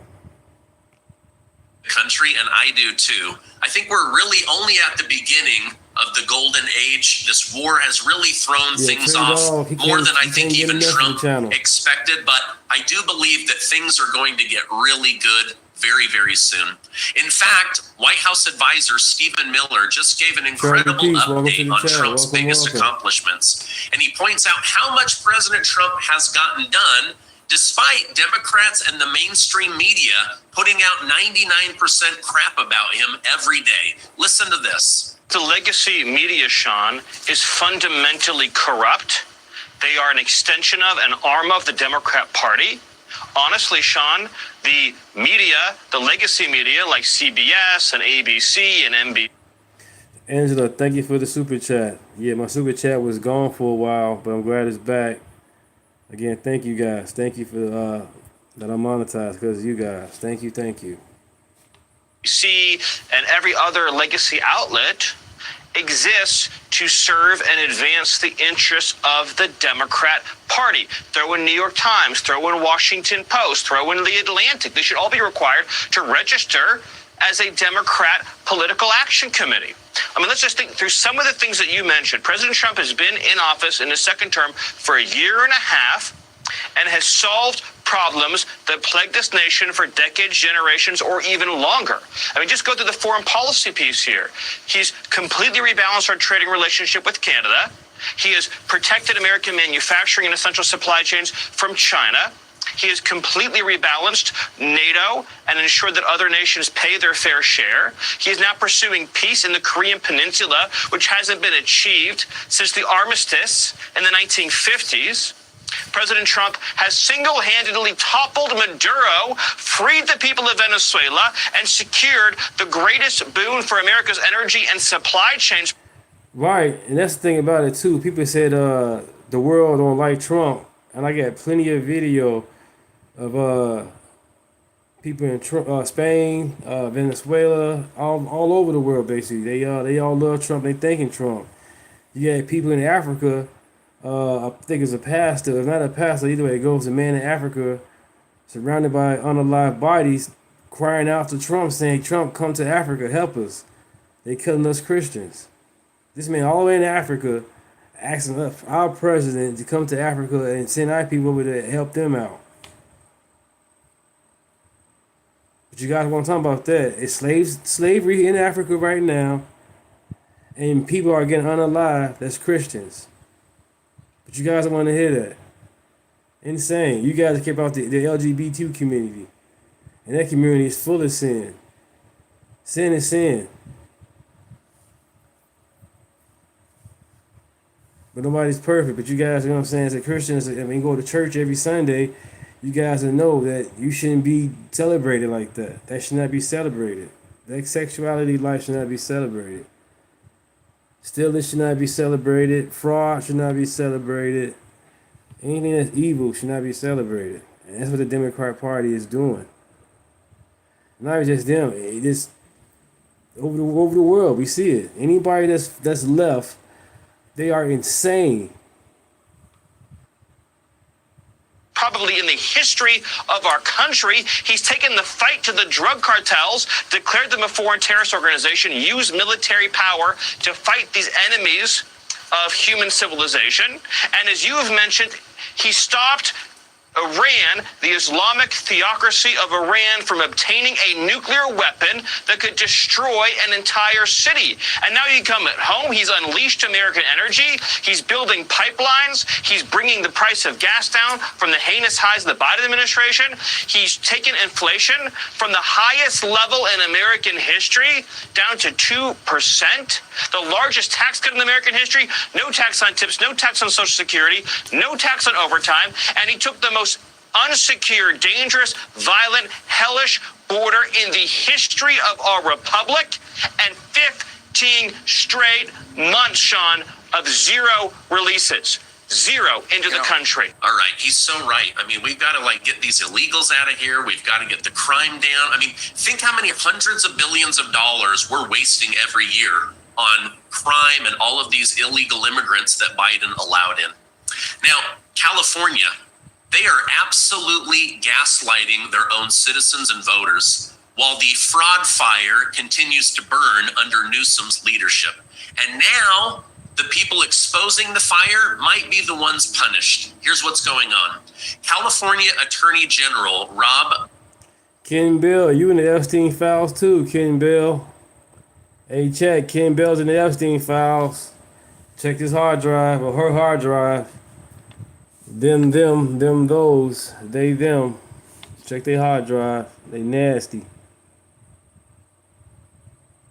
Bonta is supposed to be one of the state's top fraud fighters. His job is literally to go after scammers, money laundering, corruption, and abuse of taxpayer dollars. But while alleged fraud inside taxpayer-funded immigration service groups has become a growing concern, his wife, Democrat Assemblywoman Mia Bonta, pushed a bill critics are calling the... Hey, Ken, did you read that Trump once snitched on him? You didn't want to read that part, did you?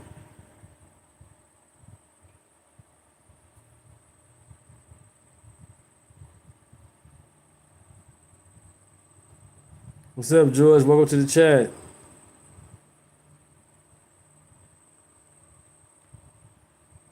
Stop Nick Shirley Act. That bill just passed in the House. It was pushed after journalist Nick Shirley went to immigration service locations, recorded what he believed was suspicious operators, confronted people on camera, and then posted the footage online. It's really He the absolutely you got Bill Clinton, you know what I'm saying, in a blue dress and high heels. Y'all didn't see that? That hurt your guys' eyes, you guys' narrative. The man been on the plane so many times, 27 times, if not more than that, on the Epstein plane, Epstein Island. It's all Bill Clinton. It's the Clinton files. But you guys in your feelings, you know, in your feelings. That's sad. Get out your feelings. Trump snitched on him. Stay focused. Exposed billions of dollars of fraud in California. Now, California Democrats have. And those who watched The View, you had Whoopi Goldberg in you had Hakeem Jeffries, the majority leader, Brooklyn Barack. You know what I'm saying? He's in the files. A lot of people, most of y'all Democrats, but you won't do no research. Of advanced legislation that critics say could punish journalists and regular citizens for publishing identifying details or video about people involved in these immigration organizations. The politicians say it's about stopping harassment and protecting workers. Fine, nobody should be threatened. But here's what's really going on. They've written this bill in order to shame, possibly punish or fine journalists for exposing fraud, especially fraud related to illegal immigration. Now, instead of demanding audits, transparency, and prosecution, California's ruling class appears more interested in making the people who expose the problem afraid to speak up. And who benefits when taxpayer-funded NGOs are shielded from scrutiny and audits? Not the taxpayer, not even immigrants, not even the charities. It's the Democrats that are operating in the shadow. This is the exact system they want. Tons of corruption, tons of fraud, all of it shielded and protected from audits and from journalists. Now, AG Bonta should be focused on exposing fraud. His wife should not be helping build a system that could punish journalists for exposing that fraud. This is why it looks so bad. California is not fixing their fraud issue. They're silencing the people that are trying to expose it. Listen to Nick Shirley. Very interesting connections with her husband being Attorney General of California. Their goal as a family should be to prosecute and take care and make sure that there is so little fraud in the state that they can have such a peaceful night of sleep. However, while the Attorney General is supposed to be prosecuting fraud, his wife is creating laws to let fraud continue. They're specifically saying that NGOs who receive money based off immigrant services don't have to disclose their money. And so we know that they use those services to commit fraud. As we celebrate 250 years of freedom, freedom to govern ourselves, freedom to pull ourselves up by our bootstraps, let me ask you a question. What does financial freedom look like today, and do you have it? Because it looks like insulation from inflation. It looks like a hedge against global instability and global divestment from the U.S. No, you can own a tax and financial professional.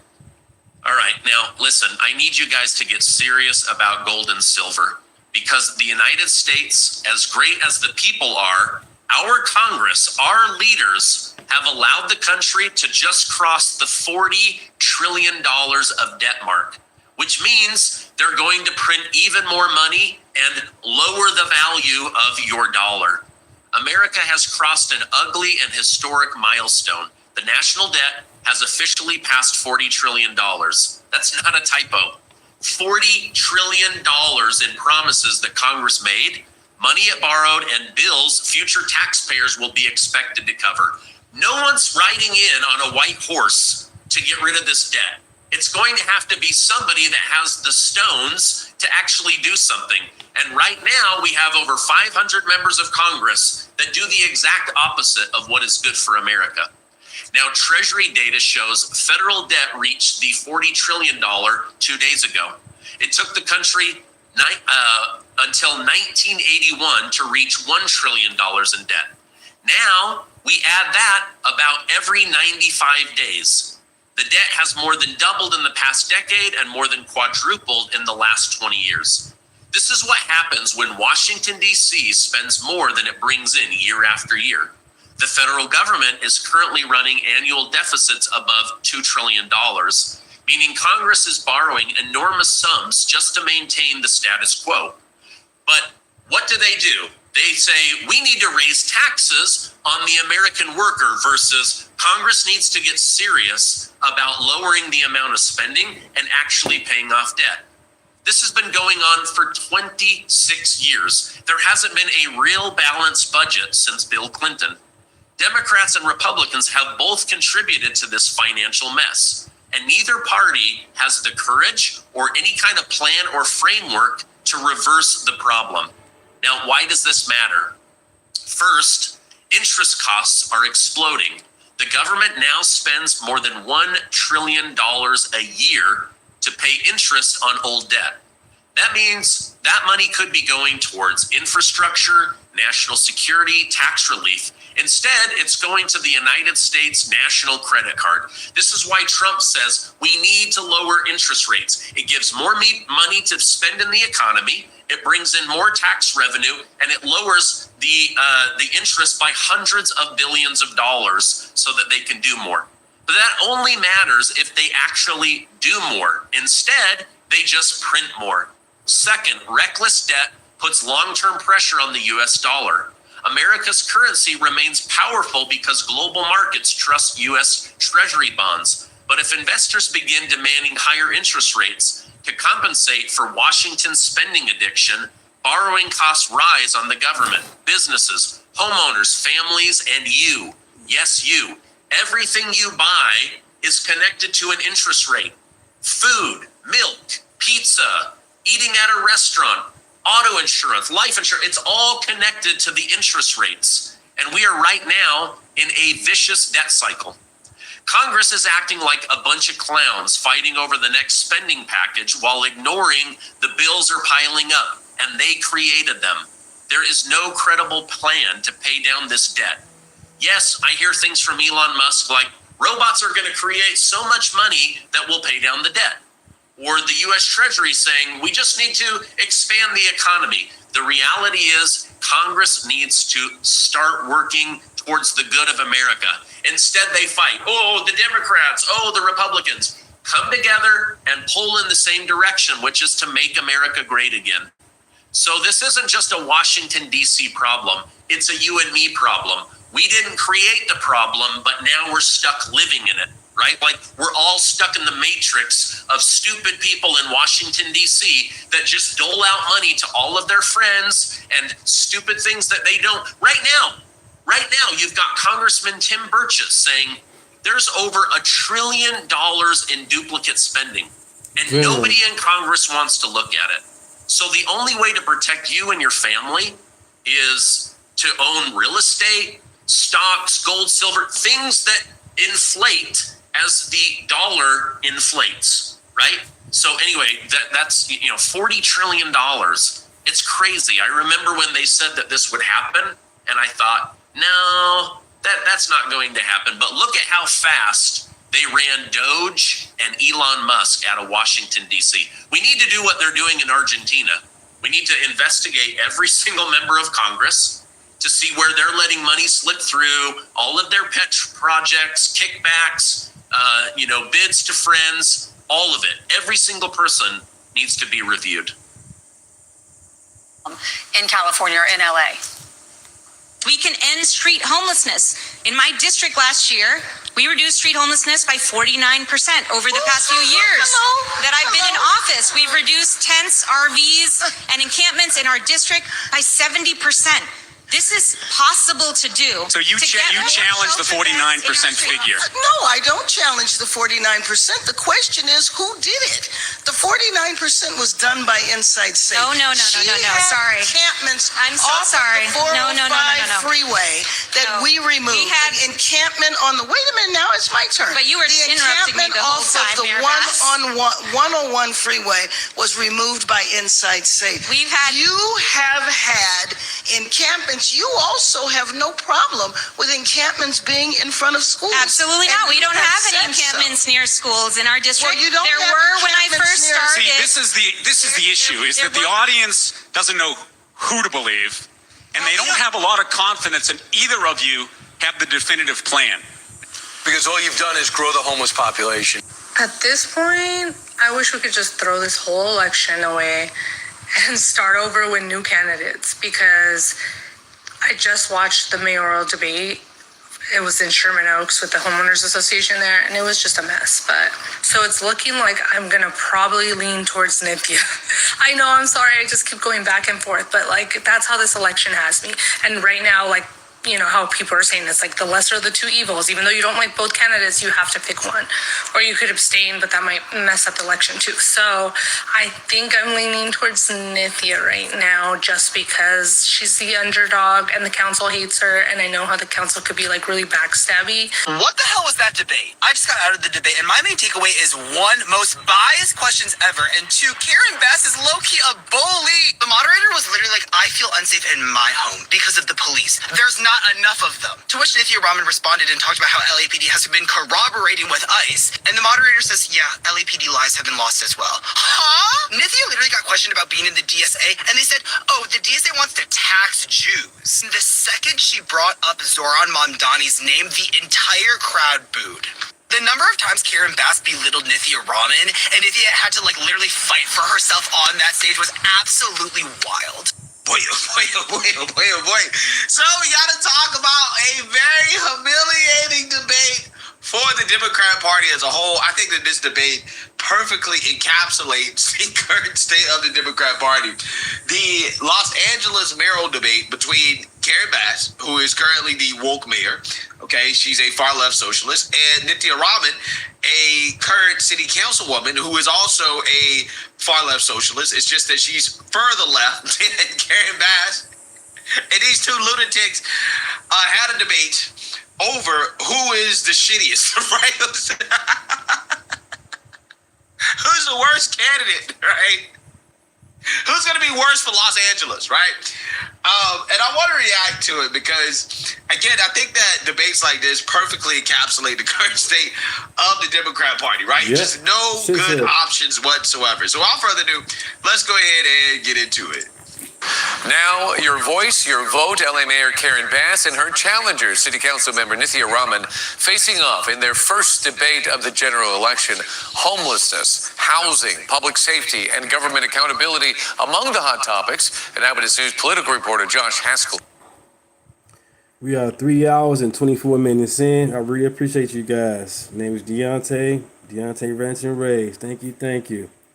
This will be the last video of the day. I'll probably be back later on. If I do, I'll be using my laptop and not my phone. I'll use a laptop. Gotta cut the grass. Let's continue. Like, share, and subscribe. Thank you. Shows us how the race is heating up. In a fiery debate in Sherman Oaks Wednesday night, Los Angeles Mayor Karen Bass did not hold back, accusing Nithya Raman of having a weak legislative record, including when it comes to fighting for Hollywood. I did the first tax credit when I was Speaker of the House. You were nowhere. Even when it came time to vote for the entertainment industry, you walked on votes. As a matter of fact, I believe you have missed several thousand votes because you don't show up to work. I'm sorry, I have to be able to respond to that. I mean, this mayor, I think she knows. Angela, child of God, correct. Okay, I'm back. So the debt would be a lot lower if we were funding 20 million illegals, correct. And then everybody was down on EBT, even though our Americans get off their ass and get a job. So they get a job, and these illegals situation, yeah, you're right. It would be way much better, much lower. Have you missed several thousand votes? Yeah, I mean, we all miss days of council. We all miss days of council. But she knows, as well as I do, that I have had regular absences because I've been appointed to external boards that lead me to miss regular council meetings because These bodies that I've been appointed to by the previous mayor, by this mayor, sometimes conflict with our council days. Hilarious. Absolutely hilarious. Why is it so hilarious? First and foremost, she couldn't even deny Karen Bass accusing her of missing thousands of votes, right? She's basically saying, you're absent, right? You're not here, okay? You're not here. And again, the woke city councilwoman, the socialist, she couldn't even respond. She couldn't even lie. She was like, hey, yeah, you kind of got a point. I have missed a ton of votes. But see, you don't understand. I missed a ton of votes because I've been appointed to all of these, different leadership boards and stuff like that by people like Karen Bass, right? Basically saying that, well, Karen, you're the one that appointed me to these positions, right? This is why I'm so busy. Well, to me, it sounds like you got a little bit too much dip on your chip, right? You got too much on your plate, right? If you're missing votes, if you can't serve your constituents, again, you're supposed to vote because you have all these other responsibilities, whether given to you by the mayor or not. It sounds like, again, you got a lot on your plate, right? Just saying. Homelessness, Rahman went after Bass's signature program Inside Safe, which she has called too expensive and not sustainable. This mayor has spent $400 million on Inside Safe, refused audits. On the LAPD, Bass blamed Rahman's vote against increasing the size of the department for the issues facing recruiting. You have a lot of nerve talking about the hiring of police officers when we finally reached the point where we had a decent-sized class, and you voted against it, which was the reason we couldn't have it passed, by the way. It did pass. Voted against it. I voted for budgets that have maintained and even expanded our police force. What I have voted against is a contract that bankrupted our city. Amazing. Bro, how is this socialist? How is she in the race? She's so bad. She's so terrible. There's no way she beat Spencer Pratt fair and square. I just refuse to believe it, bro. Of course you didn't. Like, listen to this woman. Karen Bass is like, you voted against the largest police incoming class that we had. And she couldn't even deny it, right? She couldn't even deny it, right? All of the accusations, all of the things she's accused of, like all of the crazy stuff, she can't even deny. Oh, no, I can't deny that I've skipped thousands of city council votes. I can't deny that, right? Also, I can't deny that I voted against hiring more police. I voted against that too, right? Just like she also voted against removing homeless encampments that are right outside of schools. She voted against that too. But somehow, this woman is competitive to become the next mayor of Los Angeles. It really shows you how far going the Democrat Party is. There is no hope for these far left states, for these far left cities. No right? hope. This is the norm. They normalize insanity. Insane people running for office and being competitive. It's crazy. Allies, now Bass and Rahman spent much of the evening arguing over the power of a mayor contrasted with the power of a council member. Right now at City Hall, no one is in charge.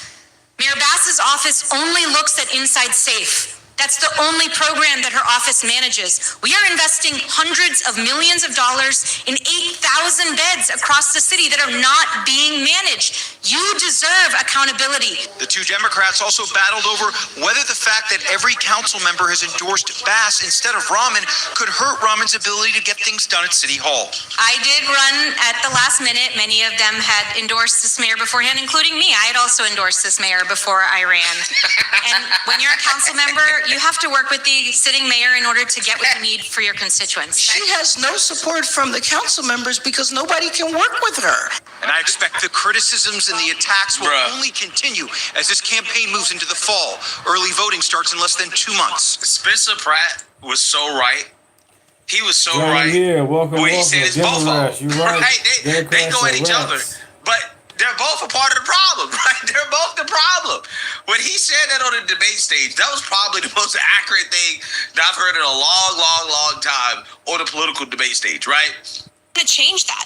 Let's use the dollars that we're spending. Let's actually build out a real system that can get as many people indoors as possible. Let's not put them into $100,000 a year motel rooms for a year or more per person. This system is not fiscally sustainable, and we must work to end this crisis with urgency and with accountability right now. So you'll not make years into the future. a commitment to clear all the encampments by the end of your term if you get elected. Yes, that's correct. Promise. Absolutely. Okay. Yes, Mayor. I have to respond because I know the statistics she's talking about in her district, but the statistics are there because of Inside Safe, because she has called on Inside Safe repeatedly. I took the initiative to go into her district to make sure that encampments were cleared. We absolutely need a new system, and it has to have a comprehensive approach. Right. And there's no rooms for $100,000. We need to move on here. Sorry, Mr. Pratt, you have been critical of what you consider failures of the current administration on this issue. You advocate for what some have called get help or get out of the way. What is that, and how do you do it? I don't know who made up that name. First off, I just want to say, Councilwoman Robin acts like she doesn't have any authority with this homelessness. She was the third most powerful person in city council. She runs the homeless housing thing. She acts like this is just Mayor Bass. First off, Inside Safe, I like to say Inside Safe makes all of us outside unsafe. The reality is no matter how many beds you give these people, they are on super meth. They are on fentanyl. The DEA statistics says 93% of this is a drug addiction problem. Councilwoman Robin's plan for treatment first, I will go below the Harbor Freeway tomorrow with her, and we can find some of these people she's going to offer treatment for. She's going to get stabbed in the neck. These people do not want a bed. They want fentanyl or super meth. These ideas cost us over $400 million to house for 670, what did he say? 3,000 people for $400 million? This is an absolute failure for both of them. They're a team. So, because notice, Nithya Raman has endorsed Karen Bass. Karen Bass has endorsed Nithya Raman, but they're sitting here arguing as if they are radically different with their beliefs, right? When they're both a part of the reason why California is a shithole. Or LA is a shithole. They're both a part of the reason why LA has a homelessness crisis, a drug crisis. While crime is out of control, they're both a part of the problem. They're both the issue. And I think that's what the voters should understand. I think that's the takeaway here. Like, for example, this guy who supported Spencer Pratt, this is what he said after watching the debate. Obviously, this just wrapped up. Walking out here tonight, what'd you think? My initial reaction is that if I didn't know what was going on, I would have thought that Karen sweeped, but I know what's going on, so I think both of them are liars, and I think both of them have a lot to prove, and they haven't proved anything yet. I think you were a pretty outspoken Spencer Pratt supporter, if I remember correctly. A lot of people tonight wondering, where are Spencer Pratt voters? What are they thinking of tonight's debate, and where are they going from here? Yeah, well, there's a handful of them right over there now. I think we're so disillusioned by what's happening in the city right now, and Spencer, whether you liked him or not, brought a different perspective. And I think both of those candidates in there need to bring a different perspective, because LA is failing right now, especially with homelessness, and neither of them brought it. And I don't think either of them have a clear understanding of what to do. You don't have to give an answer if you don't want to, but have you made up your mind one way or the other of who you're going to vote for this election? I have not yet. You're not? Yeah, decided. Not yet. Yeah, I'm not. I'm not sure yet. Yeah, I think that tonight was a little disappointing, and I think that both of them lied a lot. So I have no idea. All right, Joey. Yeah. So the question is, do you want the socialists to win, right? Or which socialist do you want to win, right? The farther left socialist, or the socialist that pretends like she's not that far left, right? Karen Bass. That's what it comes down to. Both of them, you're going to get the same result. Like, let's be honest. You're going to get the same outcome. It doesn't matter, because as Spencer Pratt said, both of them are the problem, right? Both are part of the problem. And it's just unfortunate that people, the very few people in LA who do have common sense, right, and are sane people, that this is what they have to choose from, right? You got to choose from two stinking piles of shit, right? Garbage, right? Which one? What's your preference, right? You like cat doo-doo or dog doo-doo, right?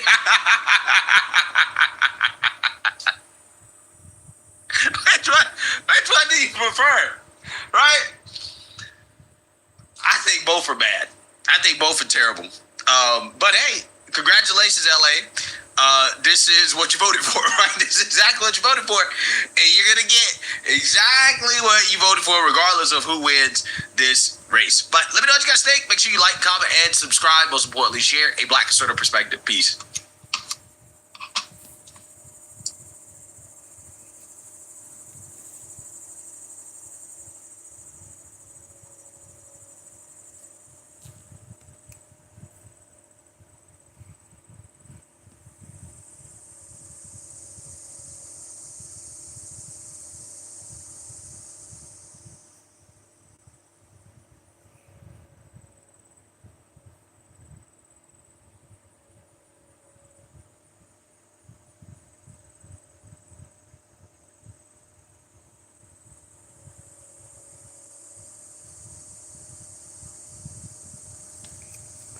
All right, you guys, I'm going to go ahead and get up out of here. I'll be back later on, hopefully tonight. If not, I'll be back tomorrow. Got to cut the grass and go from there. I really appreciate you guys. You guys are a blessing. As always, love yourself, love others. God's in control. Thank you, thank you. Like, share, and subscribe. And if you can, check out my other videos I got. I do long, I do shorts, I do them all. Thank you, thank you. God bless.